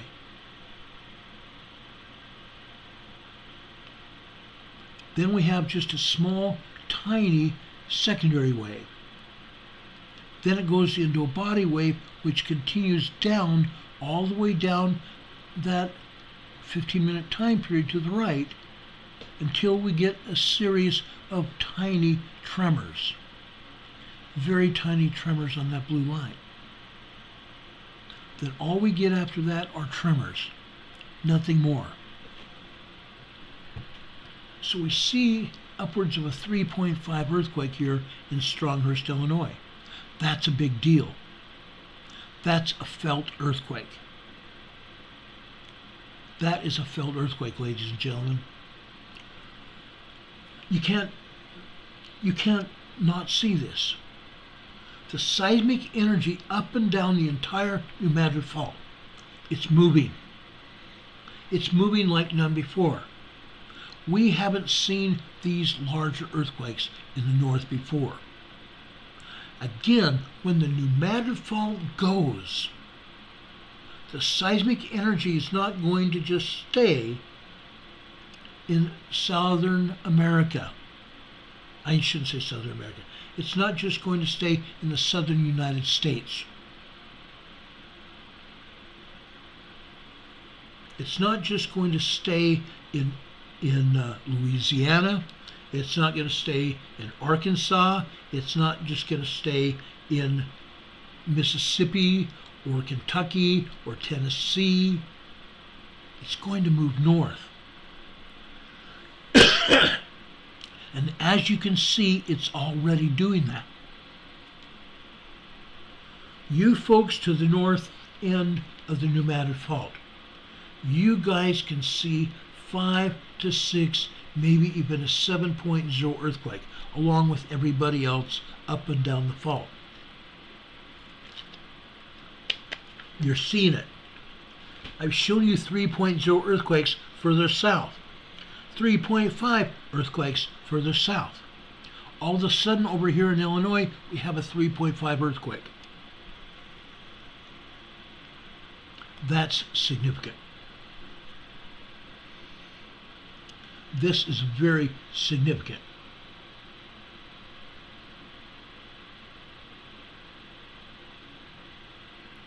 Okay, this is very significant. Hurricane Heather says there's a hot spot on the New Madrid. Why, Heather, do you think we have a hot spot on the New Madrid? Because, folks, there are volcanoes down here near the New Madrid. And there's also molten magma down beneath the surface. And it's heating the surface of the earth up. That's why we're getting hot spots. And now you also see the fault moving. It's allowing the heat to escape and go upwards to the surface. That's why you're seeing hot spots. The earthquake fault is moving. Nobody can deny it. It's here. It's in black and white. Let's go over to New Harmony, Indiana. With this seismogram, you have to take most of the seismogram with a grain of salt. Why? Because they're trying to paint a falsehood. They're trying to paint tremors lasting about 10 to 12 minutes when it's not happening. Ignore all of that sideways vertical crap. It's nothing more than crap. Look at the earthquakes here. The earthquake that happened at approximately 7:02 this morning. Earthquake that happened at 7:02 this morning. Look at that. That, folks, is a 3.0 earthquake. New Harmony, Indiana. Then we go about 10 more minutes and we have another earthquake. A 2.9, close to a 3.0 earthquake. We have multiple earthquakes there to the right. You can see it. Over on the left, we still have multiple earthquakes here as well. It wasn't just one continuing earthquake. It was a number of earthquakes here. A number of earthquakes. This is in Indiana, on the north end of the fault zone. Okay? Have I made my point yet, Heather?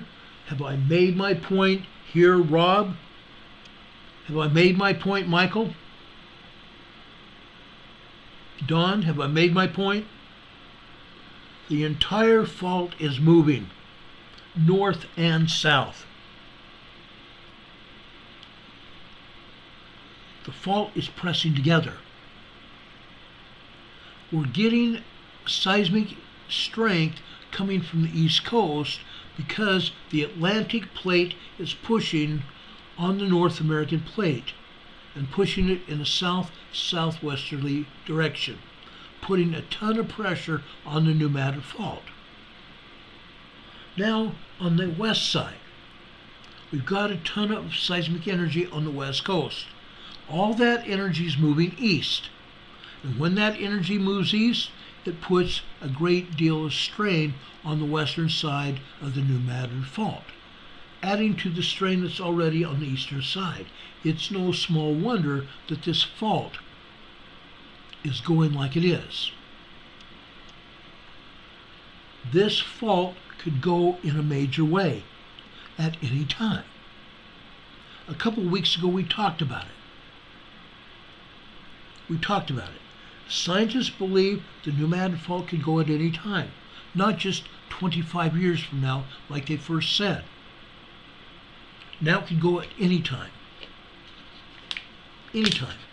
It can go now, today, tomorrow, or next week. Literally anytime. Is anybody concerned about that besides me?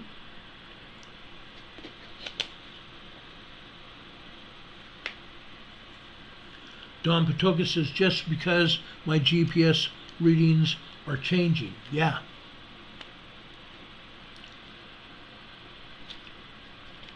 Richard Smith jokes that in the chat that he's too big for the fault for the East Coast.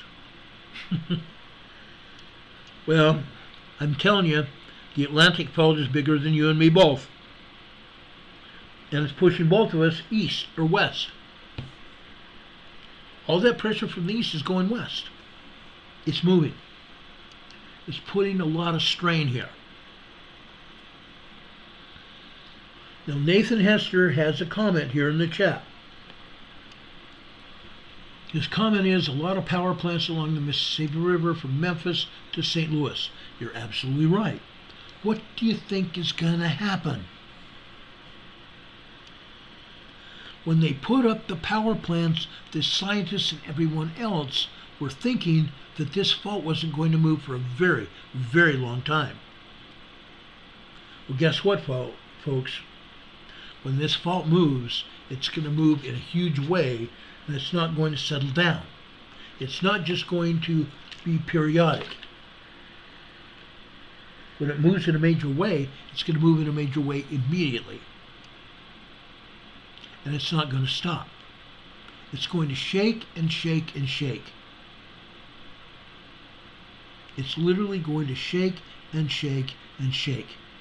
It's not going to stop. This is what happened over in Indiana today, in New Harmony, Indiana today, this afternoon. All we got is a bunch of minor tremors. If you ignore the painting that they tried to set up with a seismograph, it's all fake. It's all fake. You can see through it to the tremor activity, to the seismic activity. Ignore all the rest. Okay? That's what the pneumatic fault is doing. And it's not going to stop. I'm telling you guys, it's not going to stop. I'm trying to be real here. I'm painting a picture, aren't I? Now, folks, for the most part, this picture is not good. This picture is not good at all. The whole fault is moving up and down the entire fault zone, north to south. This is DeRidder, Louisiana today. This morning. That is a lot of tremor activity this morning. There's nothing major here in the southern end of the fault. Okay? This is over near the Gulf Coast, the Gulf of Mexico. This is real. There's a lot of tremor activity here. It's not going to stop.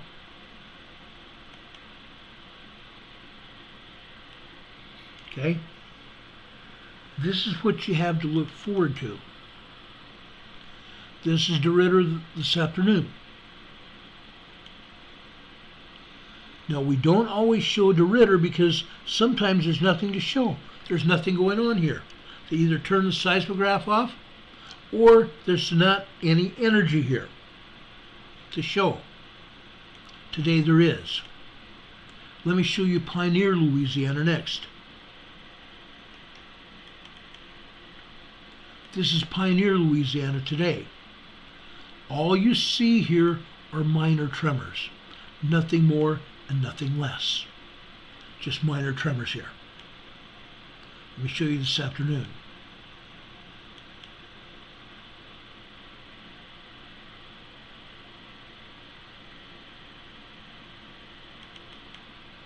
This is Pioneer, Louisiana this afternoon.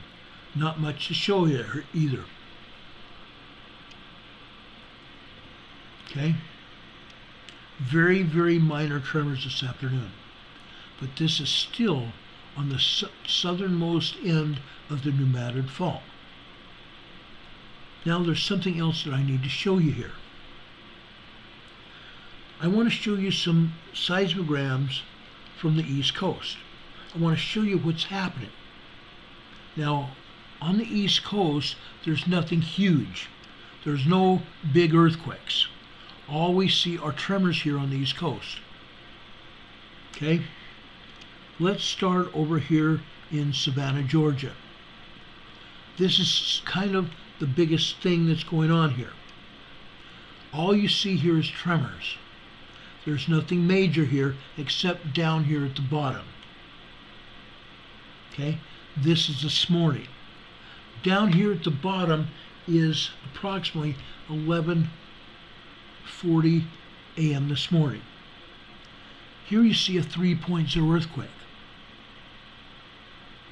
A 3.0 earthquake. Before that, all we have is tremors.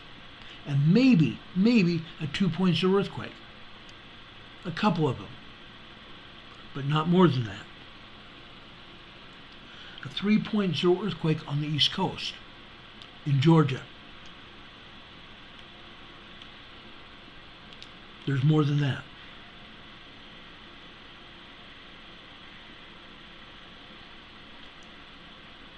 Remember us talking about Lugoff and Elgin, South Carolina? There were a bunch of small earthquakes and minor earthquakes there several months ago. The news media covered it because the people finally complained that something was going on. They felt the earthquakes. They wanted to complain. They wanted people to know about it. Well, finally, USGS admitted it. Well, guess what? They have not stopped.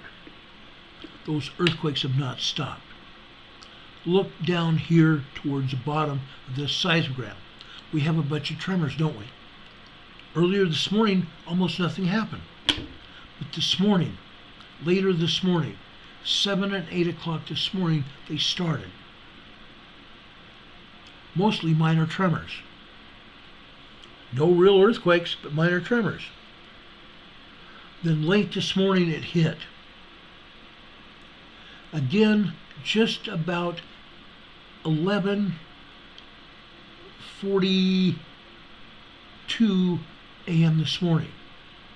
On the red line here at the bottom. That's a 3.0, 3.2 earthquake. This earthquake lasted about 40 seconds total. It wasn't just one earthquake, it was multiple shaking events, side to side, back to back, for about 45 seconds. There was a buildup of tremor activity before that. There was seismic activity in the terms of a secondary wave after that.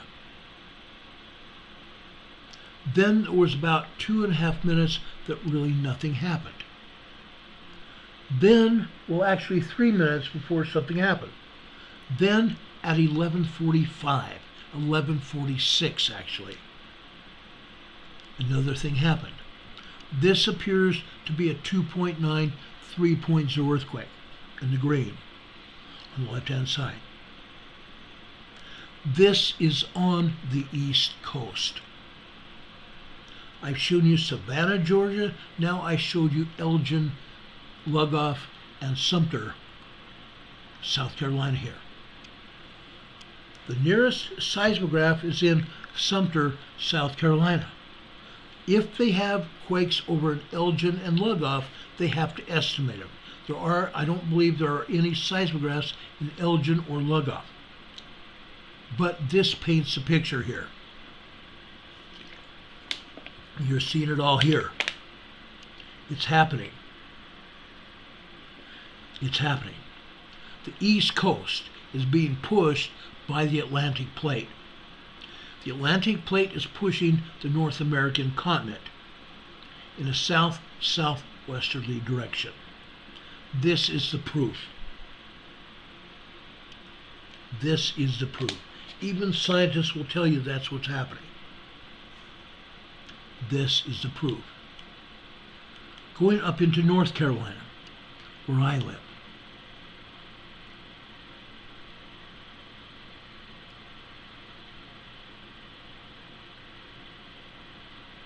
This is Roper, North Carolina, northeast of where I am, near the shoreline. Okay? What do we see here? What do we see here? This morning. This is 12:45 a.m. this morning. Prior to that, all we have is very, very minor tremors. 1.2, 1.3 tops. Then all of a sudden, the seismic energy lets loose at 12:45 this morning. Multiple earthquakes. One seismic event probably lasted 30 seconds. The main part of the seismic event lasted 30 seconds. There was some small, tiny buildup for about 20 seconds before that. Tremors. After that, there was a secondary wave, and then a small body wave that lasted until the next earthquake hit. Then it hit again. Another 3.0 earthquake. But it wasn't just one shaking. We have at least 3 or 4 seismic events happening literally seconds beyond after the other one. Then it dies down for a couple seconds, and then it goes crazy, and you can see the thick green line here. Okay? This still is in the southern United States, here in North Carolina.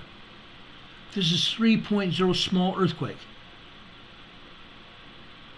It can be felt. just barely, some tiny shaking beneath our feet. But it's happening here in North Carolina. In other places here in North Carolina, there are tremors all over the place. Virginia. Let's show you Virginia, guys. Virginia is north of me, but Virginia is shaking as well.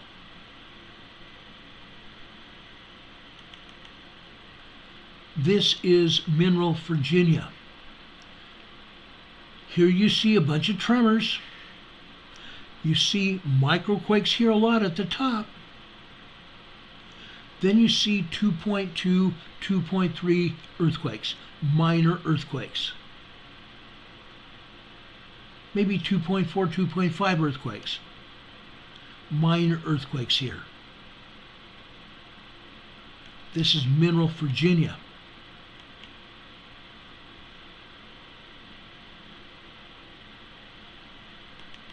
This is Mineral, Virginia this afternoon. They didn't stop, did they? It continued here. Again, the Atlantic plate is pushing the North American plate in a south-southwesterly direction. Now, there's other things happening as well. Let's go over to Tennessee. I hesitate sometimes to show you some of this. This is Ebenezer, Tennessee. Again, nothing but microquakes and a few small, tiny tremors, and then all of a sudden the earthquakes start. Again, late morning, the earthquakes start. After 8 a.m. in this case. We go 1, 2, 3, 4 minutes after 8 this morning. We have 2.0 earthquakes hitting. Then all of a sudden it opens up. It opens up to 2.8, 2.9, even maybe a 3.0 here. Then we have a secondary wave going out to the right. Before that, all we have is tremors building up to this earthquake. And then we have maybe a 2.0 here on the left-hand side at 8:45. But prior to that, after 8, I want to say 8:42 a.m. this morning, maybe 8:41 when the tremors began. You get some minor tremors here on that blue line.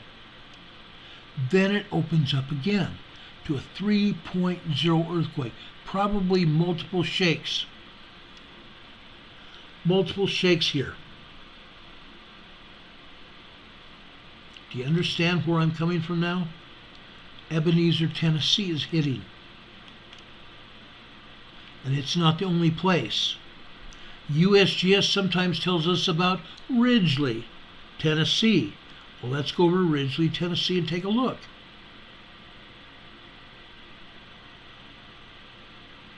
Oh, tell me I've got Ridgely here. Yes, I do. Oh, come on, that's just, okay, this is Ridgely, Tennessee this afternoon, guys. Ridgely, Tennessee this afternoon. Look at that. Tremors all over the place and 2.0 earthquakes this afternoon. Let me show you this morning.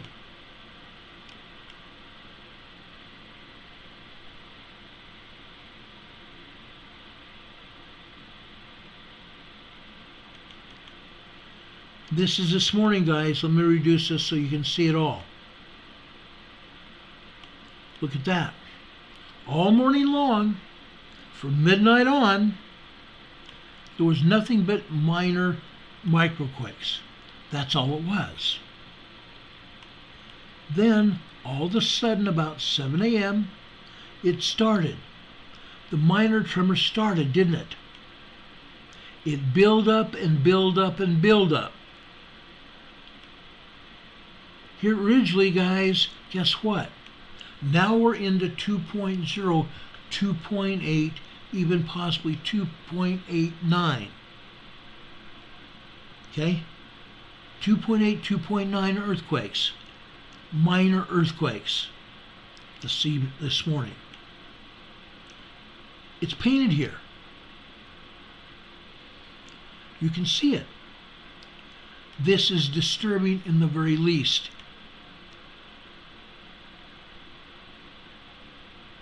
This is Tennessee. This is east of the New Madrid. The New Madrid is going to affect Tennessee as well. But that's not the only location I want to show you in Tennessee. There's more.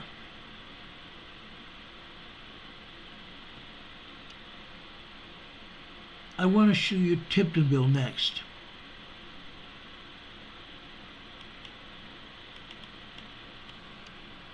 This is Tiptonville.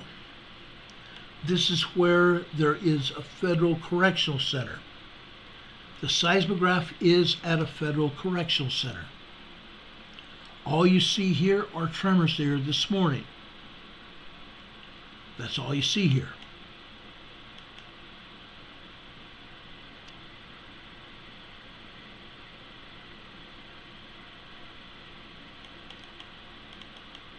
This is Tiptonville this afternoon. The earthquakes moved in, didn't they? Over on the left-hand side, on the blue line, which is 12:30 this afternoon, we have 2.2, 2.4 magnitude earthquakes. Minor earthquakes. Then it turns into tremors after that. And then off and on, we have 2.0 earthquakes. And we have tremors all over the place. Okay? Yes, we do see 2.5 earthquakes in Tiptonville. They do show us that occasionally. They didn't today. There is nothing in Tennessee at all today. Yesterday there were. Today there's not. They're not showing us all the truth. They only want to see it, they only want to let us see it when it's convenient for them. Okay? So it's coming. It's moving. It's happening. Does everybody realize this? Earthquakes to the max. East and west. East and west. I hope everybody understands the importance of this broadcast. I'm trying to show you everything I have. You can easily access this yourself. Several of you have. I've given you the information about it. But it's happening, guys. It's happening. All over. We see earthquakes in Pleasanton, Texas, in Nacogdoches, Texas. That's over on the eastern side of Texas as well. As I said, when the New Madrid fault goes, people in Texas are going to feel it. People in Oklahoma are going to feel it. Southeastern Oklahoma is on the New Madrid fault. When we did the drill in 2011, the day that we started the drill was a Monday. That morning, at about 6:30 that morning, we had 2.5s and 2.7s breaking out there in Tulsa, Oklahoma. Tulsa, Oklahoma, and Texas and Arkansas. We actually even thought that possibly, the New Madrid fault might go for us while we were there. Some people that were in our party in the Emergency Operations Center believed that, hey, maybe they're testing us. Maybe they want us to be here when the fault goes off. Because we had a whole cadre of people. There were several hundred people here. We had the Army National Guard here. We had Army National Guard from Florida and Arkansas. We had them from Mississippi. We had them from Tennessee and Kentucky. We had them there from Oklahoma in Tulsa, where some of our party were. We were doing the entire drill up and down the entire fault. We wanted everybody to be part of it, citizens and the National Guard, the police and fire departments, the sheriff's departments. Everybody was a part of it. The Arkansas Department of Emergency Management, it's called ADEM, A-D-E-M. We used their headquarters for the drill there in just outside Little Rock. We were there. Like I said, I spoke to a ton of emergency managers. I don't even remember how many there were, but there were a lot. There were a lot. They told me the same story. Things are about to open up on the New Madrid Fault. I'm telling you guys, everybody needs to prepare. Now, in closing out this program tonight, I want to go back and talk about preparedness for a minute. Then I'll let you go. We have seen in recent events, as even today, that are making all of us just more than just a little bit nervous about our future. And each one of us are not alone. At any moment, the institutions who we have trusted our entire lives are about to crumble. And they're going to fall without warning. We talked about the banks earlier. Not tonight, but about 2 or 3 weeks ago. The banks are continuing to crumble. I heard about another bank taking over another bank earlier today. Overnight, food supply chains could break down. I believe it was Sunday afternoon. I spoke to another one of my friends that is part of the EMA family, a truck driver. And they told me that the supplies that the truckers have been moving all around the country are drying up. There's fewer and fewer trucks carrying product to market. Less and less product is getting to market. Their truck may end up being parked because they do not have adequate bookings to keep moving. Again, overnight food supply chains could break down and everything could come to a screeching halt. Are you ready? The fact is this: the United States of America, Canada, Australia, New Zealand, Britain, the British Isles, Norway, Sweden, Denmark, Finland, Germany, Switzerland, Austria, Romania, Czechoslovakia, and other places are going to hurt. This is a threat that all of us are going to see come to pass. Lethal threats from all sides. Our enemies are now in a better position than ever to hit us where it counts. Our currency, our power grid, our drinking water and food supplies are drying up. If just one of these dominoes were to fall, we would experience what mass panic is really about. The infamous toilet paper shortages of the pandemic will pale in comparison to what we're going to see. That's why millions of people around this globe are preparing more now than ever before. This program is a worldwide program, ladies and gentlemen. We kid you not. People from around the world are watching us, and they're watching to see what we have to say. This is the worst it has been since before and after World War II. What should you do? First of all, you must, and I'm spelling this in capital letters, you must become resilient. You must become self-reliant. By resilient, I mean you need to be able to pick yourself up by the bootstraps, and you need to keep going. You cannot just stop when something happens, and some people will. You must become self-reliant. You must be able to survive on your own.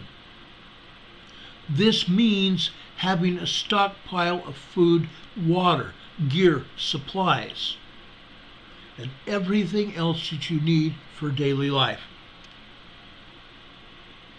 Food, water, fuel, cookware, heat, light, power, protection. We've talked about protection too.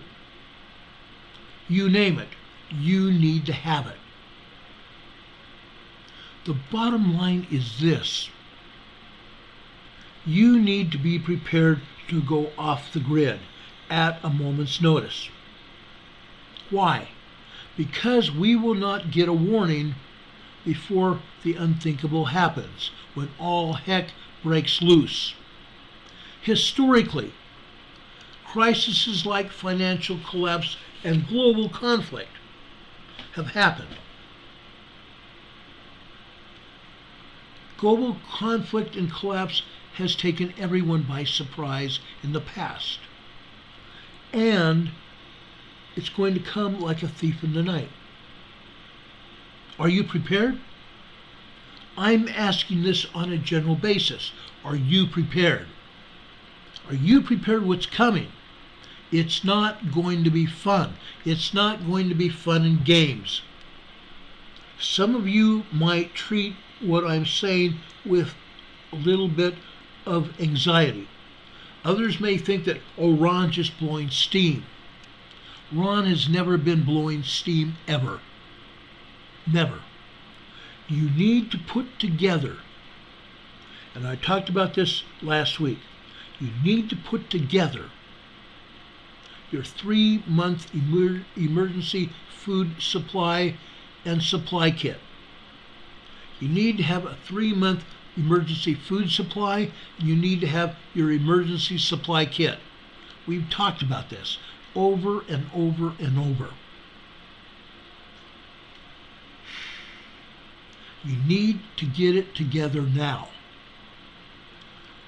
Your emergency food kit should be packed with a wide variety of tasty breakfasts, lunches, dinners, things that you could put together to eat, things that you would normally eat,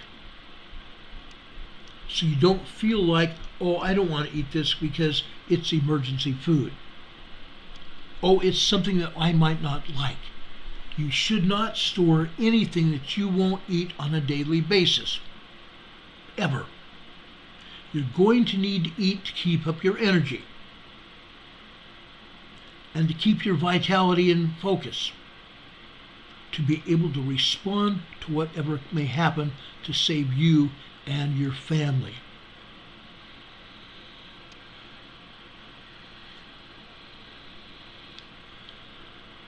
You're going to want your family to have the things and the protection that they and you desire to have. And you deserve to have. You need it. You as parents need to set the example for all of them and your grandkids. And make sure that you and your family have the things you need to survive and to endure and live through the end of the disaster. It will be a disaster. and you need to be able to keep on going through it and after it. You too can survive, but you need to be prepared. There is no better time than now. The time is short. We have little time remaining. You won't go hungry when you are prepared. And you will be the hero to your family and those around you because you have prepared. That you have emergency food and water, and you have your emergency supply kit ready. You have go bags, you have 72-hour kits, you're ready. But it's going to have to go far beyond a 72-hour kit. And you've got to get it done before it's too late. We don't have much time left. I've shown you what's going on in the Pacific Northwest. It's not good. It's not good up into Canada. It's not good up into Alaska. It's not good coming down the coast of Washington, Oregon, and California, and Mexico. It's not good in Australia. It's not going to be good anywhere. With everything falling apart this fast these days, don't delay this important decision to get prepared. You're going to be able to sleep better every night knowing that your family is prepared completely and that you're safe from harm.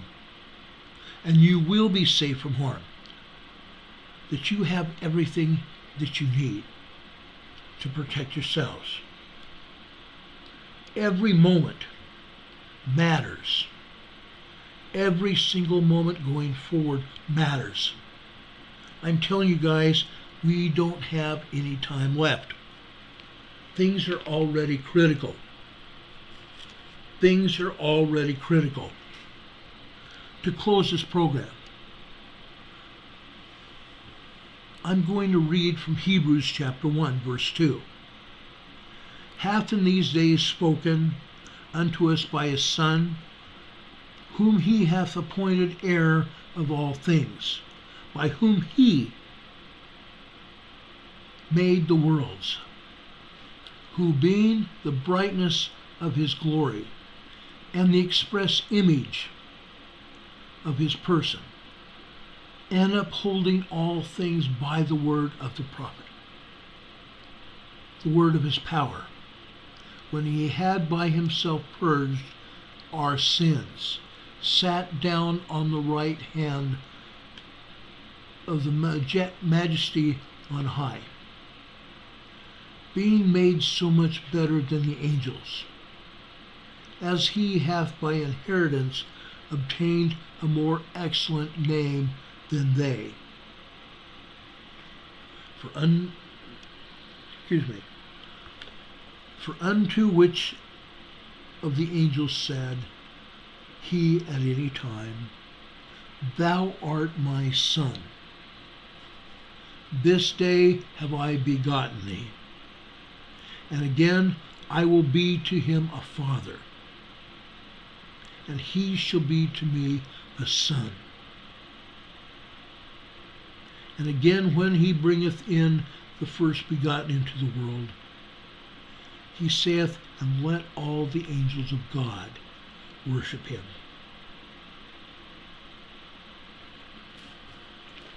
Folks, I'm speaking about Jesus Christ. He came to this world to help us prepare.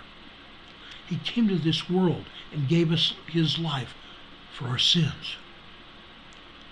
He helped prepare the way that we could return to our Heavenly Father, to be with our Heavenly Father and his Son, Jesus Christ. He hath done that for us.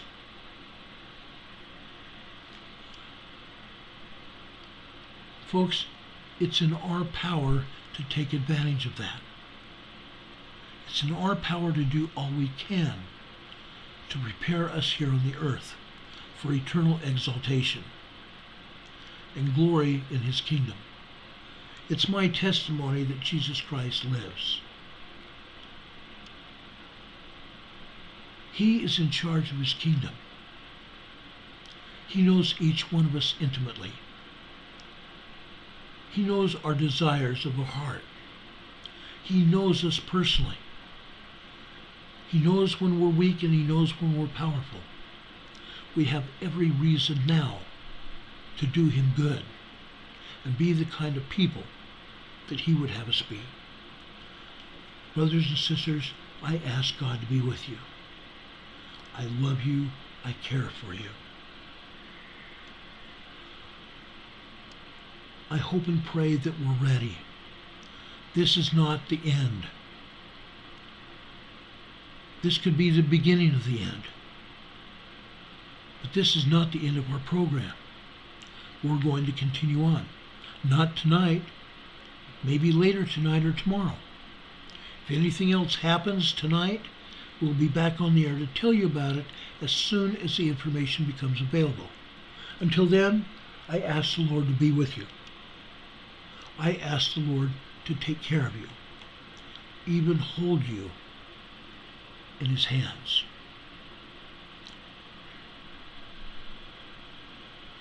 May God bless you.